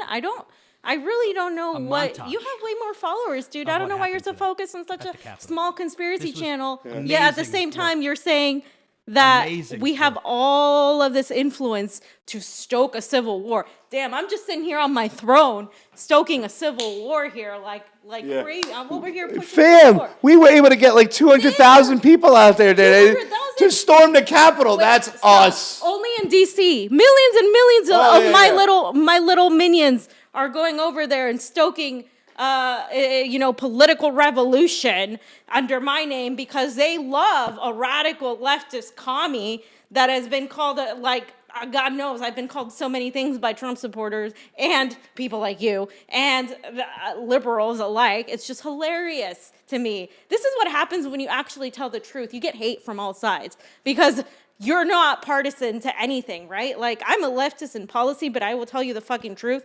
And you know what? But why are you calling out Ben Swan, who's literally saying the same shit we're saying? Why are you so hyper focused on discrediting me and Pasta, specifically me? I mean, you mentioned me more, and he's the one that goes after you. Well, It's just funny. I'm like an easy target too. Going after a woman of color, Jordan. How dare you go after a woman of color? This is hilarious, man. Hey, I should go. I'm going to declare myself the illegitimate president of the United States because I have so much fucking power and influence right now to influence our fucking, all these people, all these terrorists and all these people that are all racist, hateful people. Dude, they're under my control, man. I'm so fucking powerful. Let me get some James Roguski. How you doing, brother? Naive audience, my ass, Jordan. Yeah, now he's calling our audience naive. You're just, dude. You have no class. You have no character, dude. Why are you doing this? You're such a like. I've tried to reach out to you in a respectful manner. The first time I ever reached out to you, I was like, "Hey, Jordan, I really think you got this all wrong. This is not true. You were spreading disinformation because let me tell you something. Jen Perlman's been on this channel several times. A lot of people that went out and volunteered for her have seen Jen Perlman on our channel the first time. We can name them. They saw, you know what I'm saying? And just because I'm friends with Tim never once said, don't have Jen Perlman on your show. You went out there and you spread that disinformation. That was you, pal. I tried to correct the radio. Good journalism. That's not good journalism. You didn't get the facts.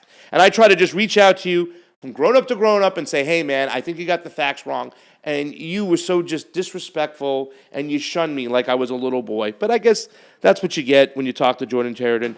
Gabriel Ramirez, what's up, fam? Don't give that Jordan person, whatever his name is. Keep doing great work. Much love and respect. Bethlehem Tessafe gave us a nice little sticker. Thank you so much. We really do appreciate it and stuff. Because when we talk this election integrity, we're just doing it for clicks. Man, most people go to sleep when we start talking about election integrity because it's a long, boring process. But we went out there, we talk about it all the time because it's very, very important. Gabriel Ramirez, Fiorella Isabel for Congress, Craig Pasta Jardula for mayor. That's right. You're right. He kisses a lot of babies. He should be mayor. That's right. I can shake hands and kiss baby. Morgan Carey, we love you, Morgan. I love your stuff. We see you on Facebook all the time. Emotionally damaged and weak, so he needs to raise his voice and call names. This is infantile narcissism at its finest. And he's talking about you, Jordan, as you not only berate us, but then you go after our audience and call them naive. But what a punk. Sergio Perez, thank you for doing dirty work and speaking truth. Oh, thank you so much and stuff. And we really do appreciate you guys sticking up for us as we go after this stuff. We will keep speaking the truth. I want to say, Justin B., thank you again for that love over there. Let's get Graham on. Let's get him going. And okay, from now on, though, I want everybody to call me the Madame Illegitimate Leader of the United States because these are my people, these are my Civil War minions, and I am giving them orders as we speak. Yeah, I'm inciting them all. I'm an all-powerful queen. Yeah, yes, queen, motherfuckers. you were able to get 200,000 people there on the lawn of the Capitol, have them storm the Capitol, and it's our fault for pointing out the election irregular. You know what, Jordan, you're right. We're wrong. The elections were good, clean, definitely. Biden was able to get 11 million more votes than Obama. You're right. You run AOC or whoever it is you want to fucking run for sure, pal. president. Sure, pal. Yikes. We just watched a court case right over there once again. We just showed you a court case where, once again, what do? They deny you data. Why hasn't there been one independent third-party forensic audit in one of those 6 states? They won't allow it to happen. They don't allow it to happen, buddy. You don't know what you're talking about. This is going to be like, years ago, people didn't think, thought 9/11 was a legitimate war and all these things. We're going to find out that our elections are illegitimate eventually. And years from now, we'll be vindicated. People are still on the train that there's democracy in this country, and that they can get things through electoralism. This is why I'm a big advocate for direct action, because I believe there is no going back to pushing committee party and voting for Joe Biden as the lesser of evils. You're not going to catch me doing that. I haven't voted for the lesser of evils in years, in the last 2 presidential, three presidential elections. So again, that's why, I'm a huge advocate for direct action. So this is just, to me, this is hilarious. You gotta read that one. Time for Convo to issue a formal apology to status coup for instigating an actual coup. Oh, I will issue. I instigated this coup. You're right. I apologize to status coup for instigating an actual coup. It is all me. I'm ordering all the Trumpers around. Okay, read this one too. This is a great one from North American Aid. So Jordan would rather sit on his channel and say what he thinks your argument is, but won't have you all on. How is that journalism? It's weak. Listen, like most people won't have us on to talk about election integrity. Pasta asked Michael Tracy to have a debate. He won't. He runs away. Like, what's so scary? We disagree with Jamal Thomas, but at least they had us on to talk about the issues, and we're going to be on to talk about what happened recently tomorrow, and we can have a disagreement and a heated discussion, and that's fine, and we can end fine. But doing this is dirty. Saying that I incited all of this, that we incited this by being one of two like leftists talking about election integrity is kind of ridiculous. Like it's just laughable at this point. I can't. Ray F, thank you for the super chat contribution. Says thanks for your work, guys. Thank you so much. So yeah. And yeah, like I said, we came here, we covered Assange, we covered Forced to Vote. We both spoke at both events. We were there the entire time. Shout out to Action for Assange, Slow News Day, our comrades really on the ground doing the great work. Being welcoming to all people who were there. It was a beautiful event, seeing all these journalists come together. The last few days, it was amazing, and it was great. Like I was very happy that those people, and I know those people are our friends and they're very supportive of us, but it's just kind of crazy. Like I can't help but feel like there's an attempt right now from all these people to like smear us, and it's like it's crazy. Like I feel like this is like a turning point where there are certain people on the left that are getting all this hate, and it's the people that are telling the fucking truth. I mean, the things that get said about some of us are insane, right? And it really goes to show you that there is no allyship with certain people at this point because you're working against different goals. I really want to like take on the establishment. I'm not here to reform the Democratic Party. I'm not here to necessarily work with them. It's time for them to be gone. It's time for the Republican Party establishment to also be gone. This isn't about that. I want the American people to choose their representatives, and it's as simple as that. I would like him to explain to me what proof would be. Just say, what is the proof? What is actual proof? Define what proof is, Jordan. Define what it is, and I'll explain to you either where it's at or why we can't give it to you. Because I think we've explained a million times, just like Fiorella said, and we've been saying this for over a year, maybe 2 years, maybe 3 years, maybe 4 years.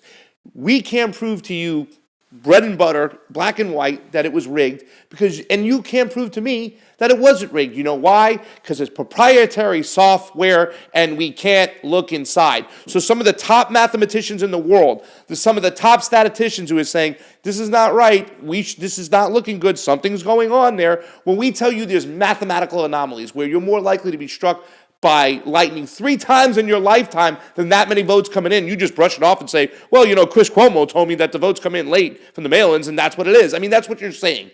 Do you know that mail-ins don't favor Democrats? Okay, they don't. They did this year. Why? Because there was an excessive amount of ballots printed out that didn't go to the place they should go to because the person either moved or was dead. So those ballots ended into nefarious hands and then were walked in. Why? Because ballot harvesting is legal in certain states. I mean, it's disgusting. You can't prove to me that it wasn't fake. You can't prove to me that it wasn't rigged just as well as I can't prove to you that it was rigged. But by far, it's merited the fact that we should look at it forensically and take a look at third party, and we haven't even gotten that yet. They won't let us do it. What are they hiding, Jordan?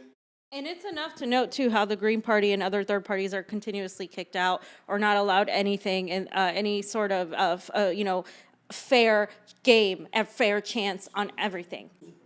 Who? Thank you guys for the Super Ray.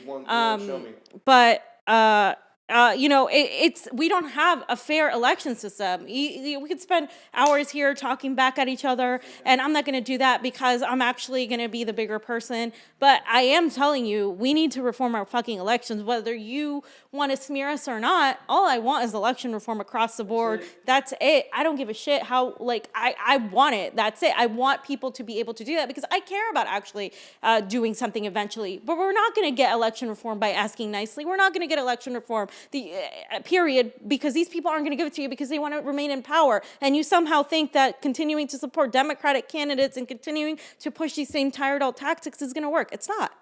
It's not. And I know you're playing both sides here on the argument when it comes to force the vote because it's convenient, because that is for clicks and likes.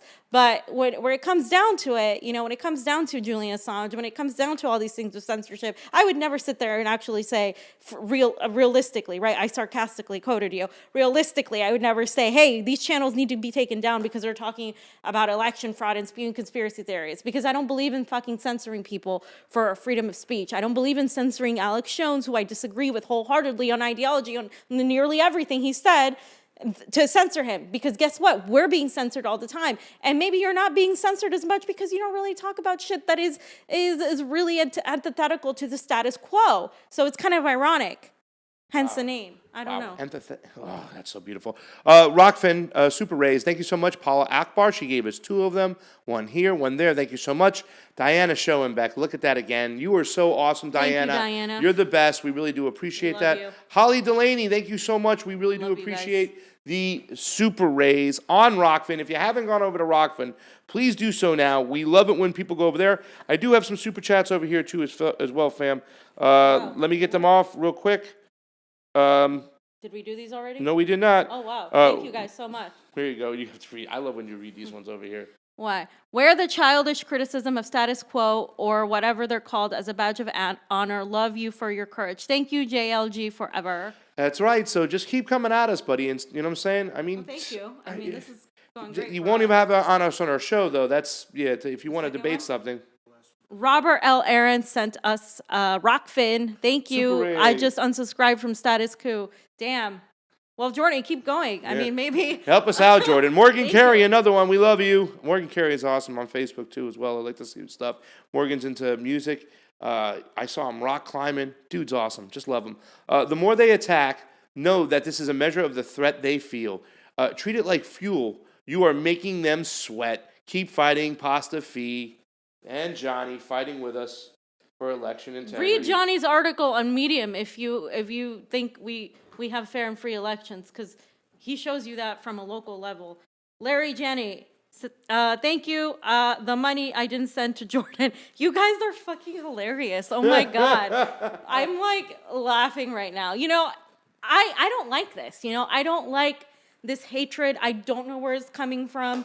I simply said I saw something that I completely disagreed with, and I just, I said, look, I can turn it around and say people who have been spewing the conspiracy that this election is not rigged should be taken off air. And I was joking, because it's ridiculous to make statements like that. Yeah. Like to make statements that people should be taken off air for holding a position one way or the other. At the end of the day, I just want fair and free elections. That's all I care about. You can disagree with me and I can still talk to you. There are people who disagree with me who I'm still friends with. And that's okay. But when you come at us like this, and you tell people to unsubscribe from our channel and to not listen to us, then it's like a personal attack. Then it just feels like what is going on here? What did we do to you to make you feel this way? Why are you doing a whole video trying to attack us and smear us? Trust me, it's nothing new. It's been happening lately as we've been telling the truth, as we've been pushing the envelope when it comes to actually taking on the establishment. And people can sit there and say, oh, da da da da da. No, this is the truth. We're out here interviewing people, we're out here doing the work, we're out here on the ground, and there's nothing wrong with also being a fucking activist, by the way. There's nothing wrong. Why is that a lowly thing? Why is it being an organizer a lowly thing? Why is doing these things a lowly thing to actually be on the ground and doing these things? I don't understand why that's looked down upon. It should actually be, supported. Super chat from Bernard. You're exactly right, Fiorella. History will vindicate you. People are waking up. Keep up the fight. Thank you for the super chat contribution. We really do appreciate it. That Hate Buddha Yoga. People miss that. This is not about Trump. People miss it. It's not. It's not about Trump. And not. it is this kind of superiority complex coming from them and stuff like that. Because like I said, the other day on his channel, I said, Jordan, I'm really sorry that we've had differences and whatnot, disagreements, but I really do appreciate the fact that you're out here covering this here, and you're going to cover the Assange rally. So big ups to you. That's it. I said it. that Yeah. He sent somebody out there. Yeah, I mean, Pasta actually I went up there and complimented you, Yeah. Jordan, and then you come back with all this bullshit. Like, come on, man. But Like, fam, 200,000 people, you got them out there to the Capitol. Why didn't you get the progressives to do that when you have so much power? Yas Queen. because they're under AOC's control. Is he there? Graham?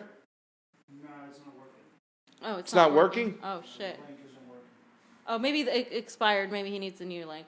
I'm trying to tell But him. we can just talk about what happened today. You know, it was scary. For a minute, I was actually really scared because, you know, like I've said before, when Johnny Pasta and I were in Portland, when we were covering the protests of George Floyd, we were in the burning van. We got our window smashed. We were out there, you know, Johnny was on the ground. We were interviewing people and we were getting our guns pointed to us by the feds.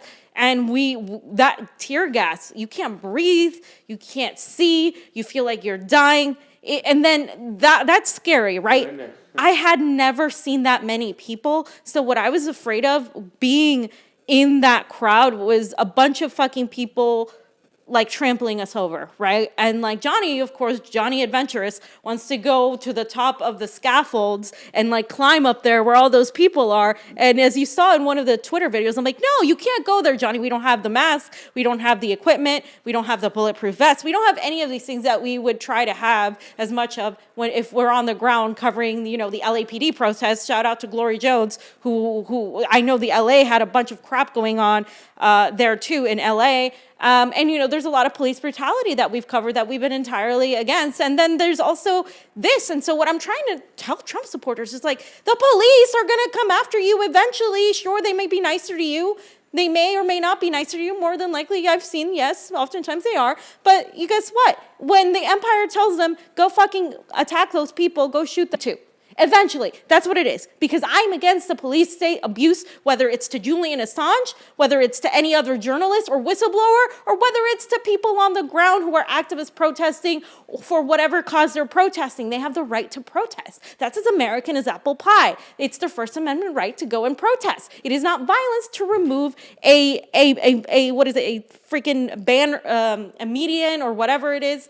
It's not violence. I've said that before. When the BLM protesters were doing it, what is violence is what the police do, what our government has done to us, right? AOC was saying Jimmy Dore's words were violent. Well, what about people not having health care for all? What about people not having money to pay their rent? What about the fucking crap that we're getting paid, a $600 stimulus? Is that not violence? How are you not driving people to a breaking point by not giving them this? Look what's happening in our country. Do you think this just happened because of Donald Trump? Do you think this just happened because Fiorella decided to talk about election fraud with Pasta and Johnny?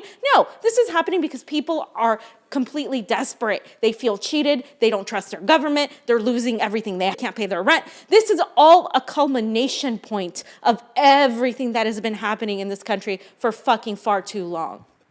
And like we said this from the get-go, we started this battle when we saw Bernie Sanders get cheated during the primary. And we didn't look at it as just, oh, you know, the Democrats, the establishment cheating Bernie Sanders. We started looking at the structure.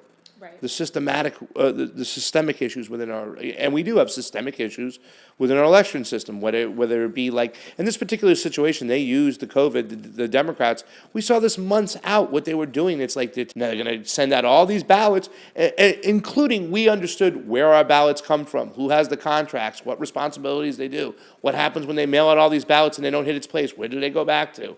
We were looking at every single step of the way, and we kept on saying, this is not right, this is bullshit, and then the whole phony thing with the attack against the post office. Oh, he's trying to sack the post office. I said, this is not, I mean, come on. Most of your mail-in ballots were mailed in weeks before, days before the elections. They already had those particular mail-in ballots. When you see CNN and MSNBC saying, well, the mail-in ballots are going to come in late, like, no, something's up. And to have these huge swings, I mean, if it was within 10,000, 12,000, 13,000, maybe something like that. We're talking even 30,000. Maybe. I mean, these were hundreds of thousands. 130,000. All of a sudden, boom, they come in, a huge swing. Beep, That doesn't happen. Yeah, that's the truck backing up, sending in Biden ballots. I mean, it's one of those things. I just want to reiterate too as well. It's not a sexy subject.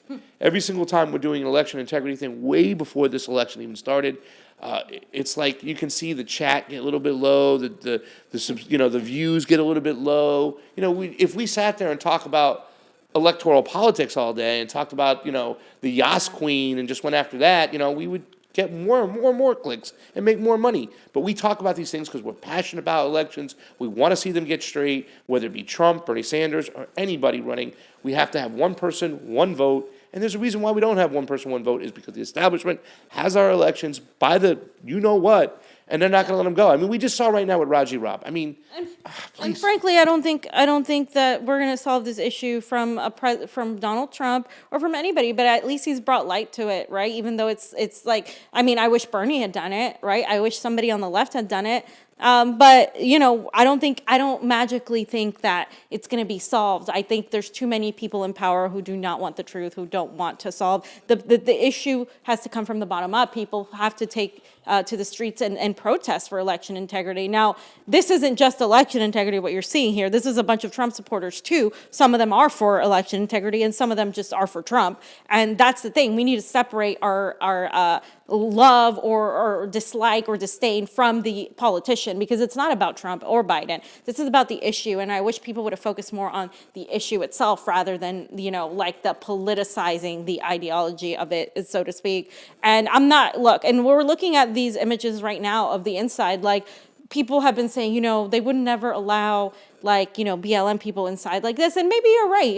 I think that they would have been more aggressive towards them. But also remember, they had way more people in the streets for this than I have ever seen for anything, whether it was a Bernie Sanders rally, which I think the biggest one was close to 50,000, to anything else I've seen. I mean, these people came in numbers, and we need numbers to do anything that we want to do, whether it is get Medicare for all, whether it is Assange, whether it is the Green New Deal, whatever it is that you want to fight for. You need large numbers of people, because the police can't possibly keep all these people. Again, I think the vast majority of conservatives aren't necessarily going to agree with this. A lot of them are saying, hey, this isn't good, blah, blah, blah. I just find it hilarious that, going from 2020 into 2021, we're seeing the right storm the Capitol instead of the revolutionists on the left storm the Capitol. It's just kind of ironic how we live in a cartoon. We live in a fucking cartoon, as Steve says. We really do. And Glory says too. I got to give Glory props. No cap. Well, it's it's the whole virtue signaling thing. Oh, Donald Trump is so bad. So regardless of the real results or the possible election fraud that you can look into yourself, you know what I'm saying? I mean, that's what they're saying. They're saying, look, Donald Trump brought this fascism. They need to be, Cory Bush already, fucking squad member, is already saying, oh, we need to get rid of all these Congress people who have questioned our elections. It's like, oh, is that not fascistic in itself? To get rid of people questioning, like what gives you the power to do that? I mean, these people yelled at Jimmy Dore for already saying that Cory Bush and them are going to sell out. That's exactly what they fucking did already on the first try. Jamal Bauman, first try. The Jamal first try, they freaking sold out. Like, what do you like? People, oh, Jimmy Dore's toxic. But literally said the fucking truth. He said they would sell out, and they did. Yeah, and Jamal Bauman praising the endorsement from Obama, who's dropped so many bombs on how many indigenous people in their own homeland. Look what we're doing right now. Come on. Our allies, Israel, are dropping bombs again on Syria. And nobody cares about that because we're too busy talking about the Georgia Senate race. Yeah. Like, I am so, we cover electoral politics here, but I am so just done with it. I am so, I don't give a fuck about the Democrat winning a Senate majority. I will believe it when I see it, when they help the American people, because they haven't for the last, I don't know how many years they've been in power. They didn't do anything when they had both houses when Obama was in power. What are they going to do now? They're literally so focused on impeaching Donald Trump now instead of giving you a stimulus. Like, what the hell is going on, people? Come on. Stop falling into party lines and start understanding that they're never going to, nothing concedes, power doesn't concede without demand, right? We need to demand our power back. They're never going to give back your power. Yeah, and if you're so certain on these results, then just give everybody the forensic audit that they want, right? If you're so certain that it's going to be fine, that you really won, that Joe Biden got 11 million more votes than Barack Obama from his basement and his couch, just do a forensic audit. You know damn well, and I've watched these hearings, Giuliani has been saying, hey, will a forensic audit figure this out in Arizona? Yes, okay. So give it to us. They don't want to give it to them because they know if they do it, like I said, I'll give my pinky if they did a forensic audit and they found out that Joe Biden was the right winner. And that's something that Donald Trump said the other day, that if they do a forensic audit and it finds out that these results are true and Biden won, he'll salute, get in the helicopter, and go play golf. So you got everything you want, just do a forensic audit and find out what's what, but you won't do that. Instead, what do? You take all the data and you hide it. We just had Raji Rab on, told you, for months finding data. And look at they hire outside litigation to tricks and ponies to make sure that we don't get a hold of this data. It's our data, and yet they don't give it to us. Osla Fabe, it's ego fee. He's Jordan punching down. Real profile, encourage. Not. Oz, don't be mean to Jordan. Come on. Be nice, Oz. Chip Walter, Fee, your speech at Forced to Vote rally in D.C. was so inspiring. Thank you for fighting. Wasn't it not? She was on fire. Jackson Hinkle grabbed it and he was like, wow. Whew. And I was like, damn, that was one of Fee's best speeches. And, the other speech wasn't so bad, too. The next day, we also spoke as well. There were cops coddling us, coming around us.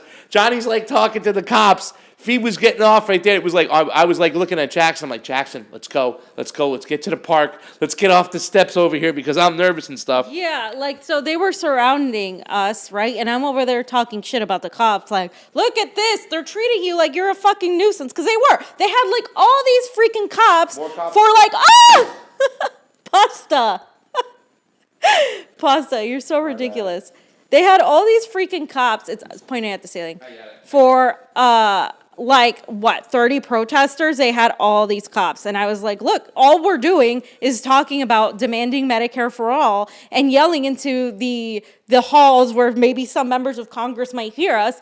And they're all like bringing in their cops, like bringing them with the zip ties and doing all this crap.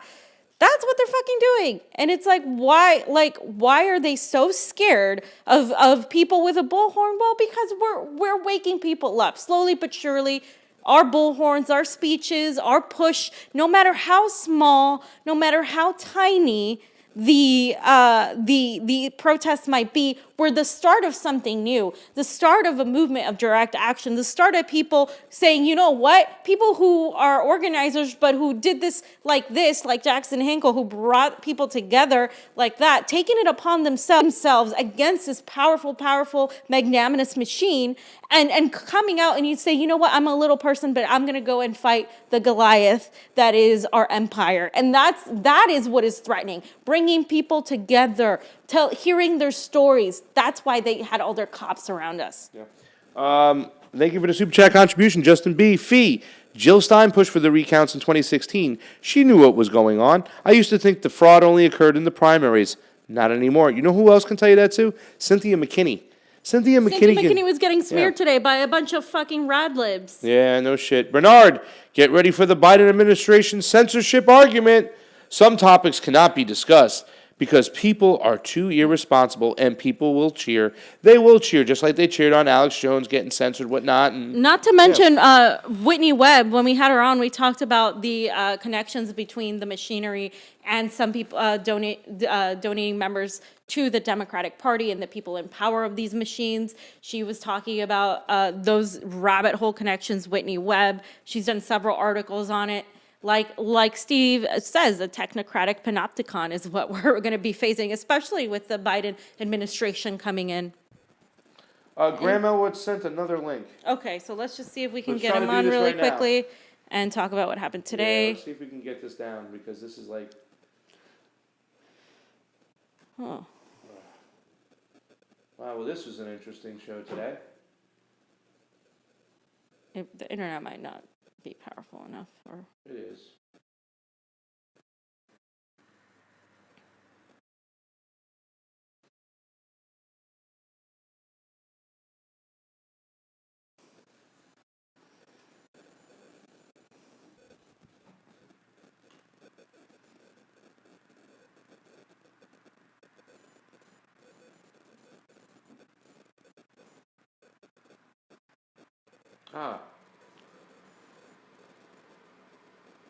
I just got him paying attention, so hopefully.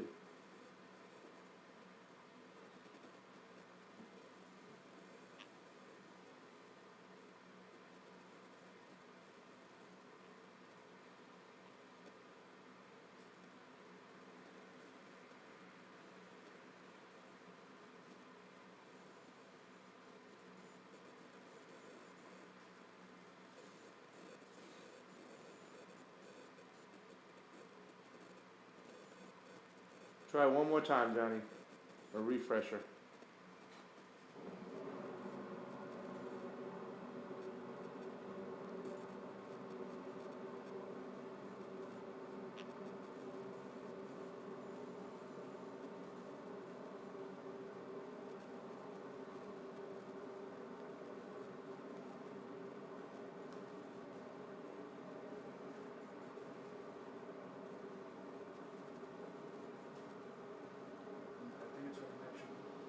Yeah.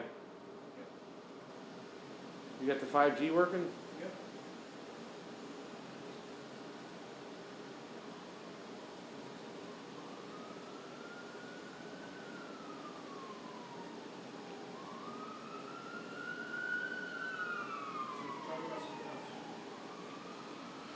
I just want to give a shout out to Niko House, to Slow News Day, and all these wonderful people, Comrade Misty, for you having our backs. They were here. All the fam was here, right? All of us fam were here, and we were Frank Analysis. If you haven't subscribed to Frank, yes, Jackson. All these people that they're smaller YouTube channels. Please subscribe to them. They need all the help. They never get the credit they deserve. They're doing amazing work. Sam in the Can, young journalists talking about the security state, and get ready, because I am wanting to do more deep dives into more stories like that, because that's where this is at. That's where things are going. And frankly, I'm so fucking done with dumbass neo-progressive bullshit politics of, how are we gonna push their feet to the fire, and how are we gonna do this? I'm just so fucking done with that, you guys. This is, look what happened with Julian Assange, right? I gotta repeat it, because Judge Vanessa Baraster, right after she said, he's not healthy, I don't trust his health, etc. This is why we're not going to extradite him to the United States, because our prison system is so fucking horrible that they literally, the great British Empire that gave birth to this fucking country said, we can't send him over there.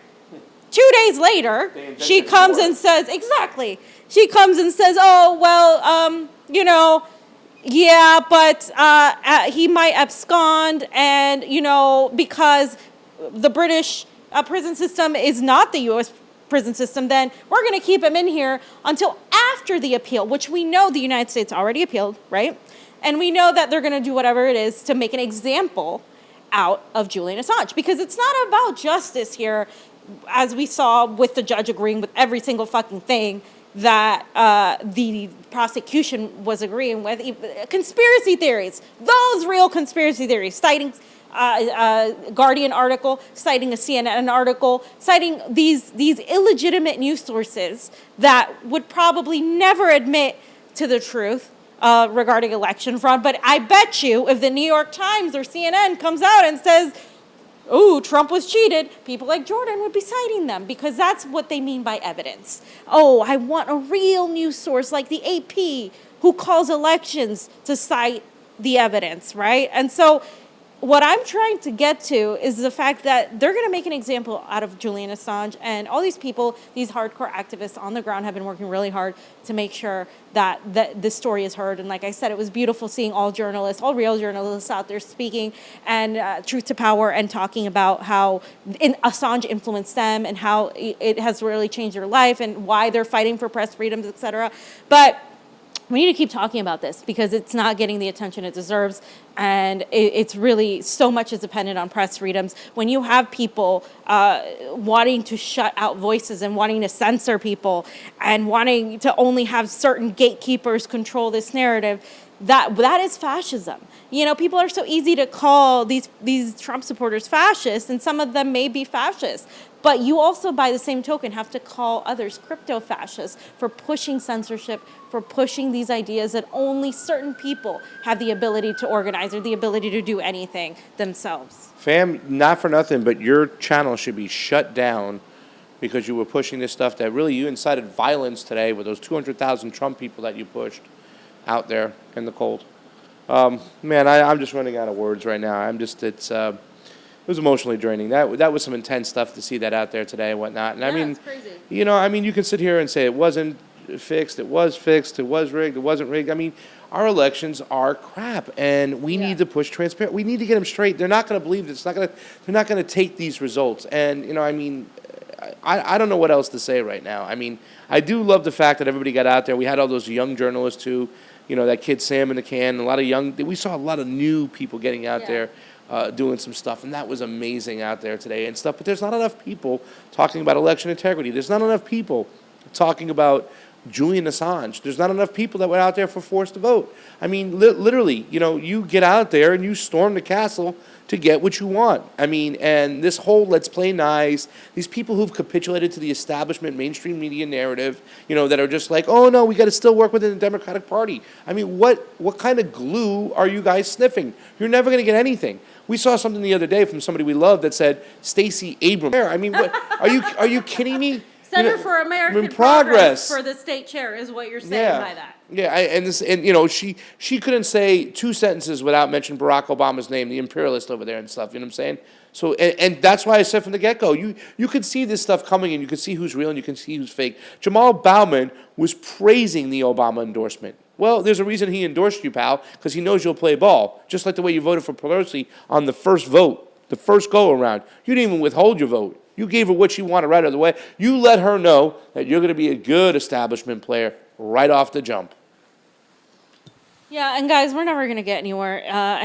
Over half of our country doesn't believe in this election, even if you disagree with them. Over half of our country is apparently a fascist terrorist. Over half of our country is really in disagreement with what's going on. Is it really that bad, or is it the fact that we're being manipulated by the mainstream media, that we're being manipulated by a lot of ways? I've had many people on the right criticize me many times, and I've had many people on the supposed left criticize me, even though they're not really leftists. It's funny. I'm willing to have the conversation and the arguments with a right-winger to talk about foreign policy. When Trump starts talking about immigration and how these immigrants are coming in and doing all this stuff, I roll my eyes. Right. The caravans, yeah, buddy. Why don't you talk about the imperialism that our foreign policy has caused? All the billions and billions of dollars we spend on removing democratically elected leaders all over the world to literally cause civil unrest, like we did in Honduras, like we've done in Libya, like we did all over the world. Why don't we talk about that? That is why I don't believe Trump is actually serious about a lot of things, because he tricked a lot of his base into following him. This is why this isn't about Trump for me. I don't give a crap if it's Trump or Biden. This is about eventually getting actual representation in this country. And you know what? Maybe we'll never get it. Maybe we'll have some sort of war before we get it. I believe eventually humanity won't need politicians. But America isn't there yet. America can't even get interest on the world scale as Bernie Sanders elected. So let alone talk about something like anarchism or anything like that. And so I try to be understanding of where people are at mentally. And right now what I'm seeing is people are not communicating. They're shouting at each other. They're calling each other names, even on the left. The left is a fucking mess. They can't unify. Don't ask for leftist unity when leftists are smearing other leftists. Don't ask for that when people are talking about how Jimmy Dore is a toxic alcoholic and smearing him about his house and smearing him about all these things that are completely untrue just to defend a politician that doesn't give a shit about them. Don't talk about unity. There's no unity without accountability. There hasn't been that. We've been saying this for fucking years since we started this fucking show. There's no unity without accountability. We could go back to the first Convo Couch episode and bring that up. I mean, we've been consistent in all of our views. In fact, in the beginning when we started the show, we were all for Democratic Party inside outside strategy. We were like, let's give them a chance. Let's see this. And as we went deeper and deeper and deeper into the Democratic Party and saw the nastiness, the gangster mentality of the California Democratic Party, there is no reform. There is no way to continue saying, oh, we're going to push them left. We're going to hold their feet to the fire, because there is no fire. There is no holding. These people capitulate to the establishment every single time, whether it is they have intentions or not. The system pushes them that way. The system is the problem. I don't agree with primarying AOC necessarily, because it's not even about that. I could put fucking a different person in there, a more leftist person, and if they're running under the Democratic Party, chances are they're going to be handicapped too. We have to go beyond the electoral system. And so there are so many things we could talk about that are talking about moving forward. But we have to start with people having direct actions. And unfortunately, the left didn't do it, so look, the right did it. And it's kind of like, I'm like, come on, guys, it should have been us. Where's our general strike that we were talking on Twitter? Where is that? I don't know where it is, but the left doesn't know how to fucking do that because they're too busy standing AOC in the squad and making excuses for them and smearing the people who are demanding more and from their basic public servants. Yep. Fam, I think Sam's that's tired. it. That's it. I mean, I'm just so emotionally drained what I saw today. You know, I mean, it's, I don't even It's know what to crazy. say.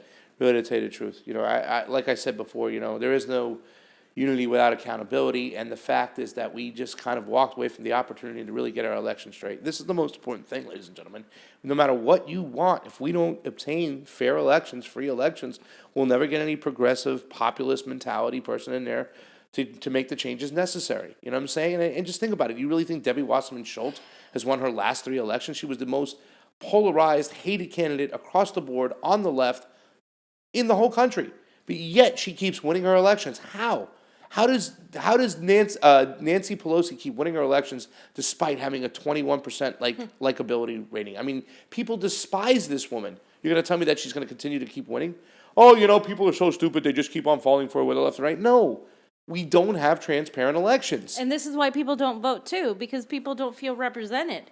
Why do you, I mean, the whole thing with AOC exposed so many things. Like, people don't feel represented anymore. So they think, why should I vote? The vast majority of young people, when I first moved to LA, I would ask people, do you vote? And they didn't vote. I remember when Bernie Sanders lost, and then after Bernie Sanders lost, people were excited about Bernie. But after he lost, when it came down to Hillary and Trump, guess what?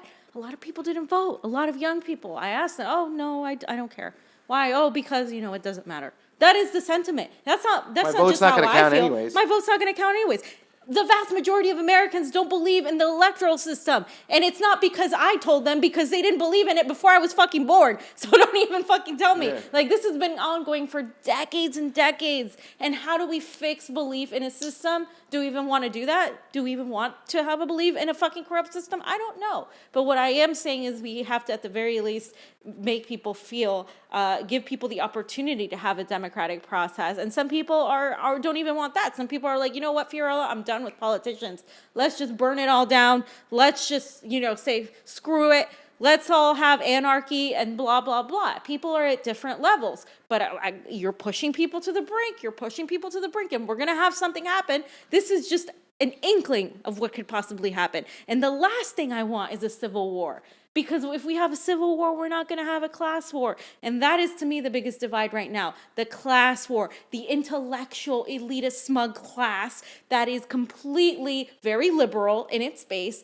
The ones attacking Dore, saying, oh, he's just a jack-off comedian. How dare he go on and organize? It's the same fucking elitist mentality. There is a class divide. There is a class divide in this, and I think that's the biggest thing right now. Obviously, we have racial issues in this country that we obviously need to face, and we need to fight, and we need to stand with people who are fighting those battles. But what I am saying is that the class divide is extremely large, and they're from basic human rights and basic needs, the elites are, and they're over there and pitting us against each other. That's all they're doing. And a lot of people are falling for it by calling all these people fascists and wanting Trump to be impeached and all this crap. I don't give a fuck if you impeach Trump. I don't care. Give us a stimulus. Give us health care. Give the American people something. Focus on that. Focusing your fucking priorities on performance theater of impeaching Trump yet again and failing, or focusing on a Russia hack again, is an insult, and that is unacceptable. Yeah, and there is a class issue here that's never talked about. Why is it never talked about? Because then maybe they would have to deal with it and stuff like that. And to keep you on the other things, Antifa versus the Proud Boys, race issues and stuff. And I'm not saying they exist, they certainly do and stuff like that. But if you're hyper-focused on that and you don't ever look at class, then you fail to realize that a lot of us are on the same side, that a lot of us have the same problems. We are starved from resources. And what are you going to do? You're going to start blaming people who don't look like you. And that's what happens here. And it's disgusting that they never talk about the class issue. I mean, the fact that we only got $600, people, ladies, I mean, come on. And how much has Nancy Pelosi made in her time of office? She's like $100 millionaire and stuff like that, and she makes about less than $200,000 a year. How is that possible? How is that possible? The only way that's possible is what Truman said, to be corrupt. And that's what they are.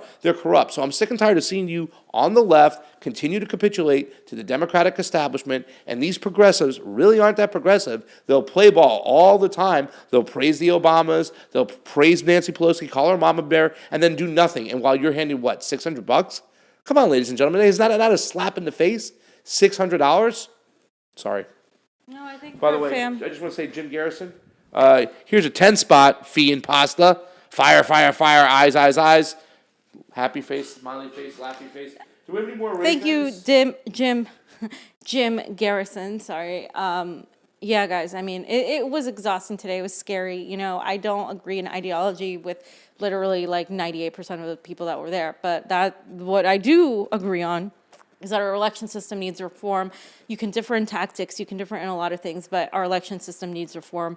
You can disagree with me on whether Trump was cheated or not. I don't care. Our election system needs reform. We need transparency in our elections. We don't have any of that. You want a third party? We need transparency in our elections. You want somebody you like Nina Turner to win? We need transparency in our elections. We don't have that right now. And this is what we're fighting for. We're fighting for progressives and people who want to be populists, who want to work towards whatever it is that they want to work towards, to have the opportunity to do so.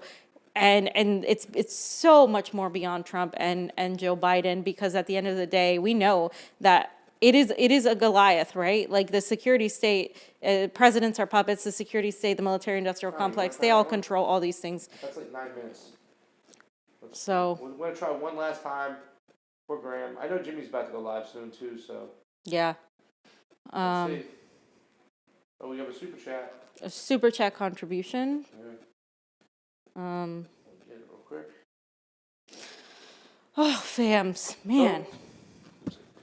This is from RW. Thank you for the super chat contributions. Always appreciated on the couch. So proud of all three of you. History will treat you well. You are eons ahead of everybody else. Just hang in there, babies. If you were my kids, I would be so proud of you. Thank you. And we are your kids, RW. And I'm glad that you're proud of us. I'm going to call because, RW Mama Bear. Yeah, Mama Bear is now RW. And listen, dude, Mama, we are very, very happy. Do we hear him? No. All right, sorry, Graham. Graham, we're trying. We're trying, Graham. We're trying to get on, and we just can't. We can't get on with you. It just sucks. Yeah, maybe we'll have to end the show. Yeah. You want to do it on my phone here? I'll do it right here. Let's see if I can do it on my phone. Just fuck it. Yeah, I mean, it is. It's not a sexy subject, guys. It really is not. I can tell you this much. And when anybody says we're doing this for clicks, is so full of crap. You know what I'm saying? We can talk about other stuff that we know gets clicks, that gets us money. We talk about election integrity because we're passionate about it. And for me, and I'll let these guys speak for themselves. Impeach Trump. Impeach That gets Trump. you clicks. This is the number one mechanism in which the elites keep their powers, to make sure that no populist candidate or no third party ever gets any momentum or gets elected, okay? That's the way they make sure that they get selected and not elected. And that's why we have 70% of the people who believe in single-payer health care for all, but we can't get it. Why? Because they won't give it to us, because they put the people in that they want, the elites. So should we end the show before we... Super raids. Yeah, we'll end the show so that way in case we can go on Graham's. Okay. Okay. I'm about to send it. Okay.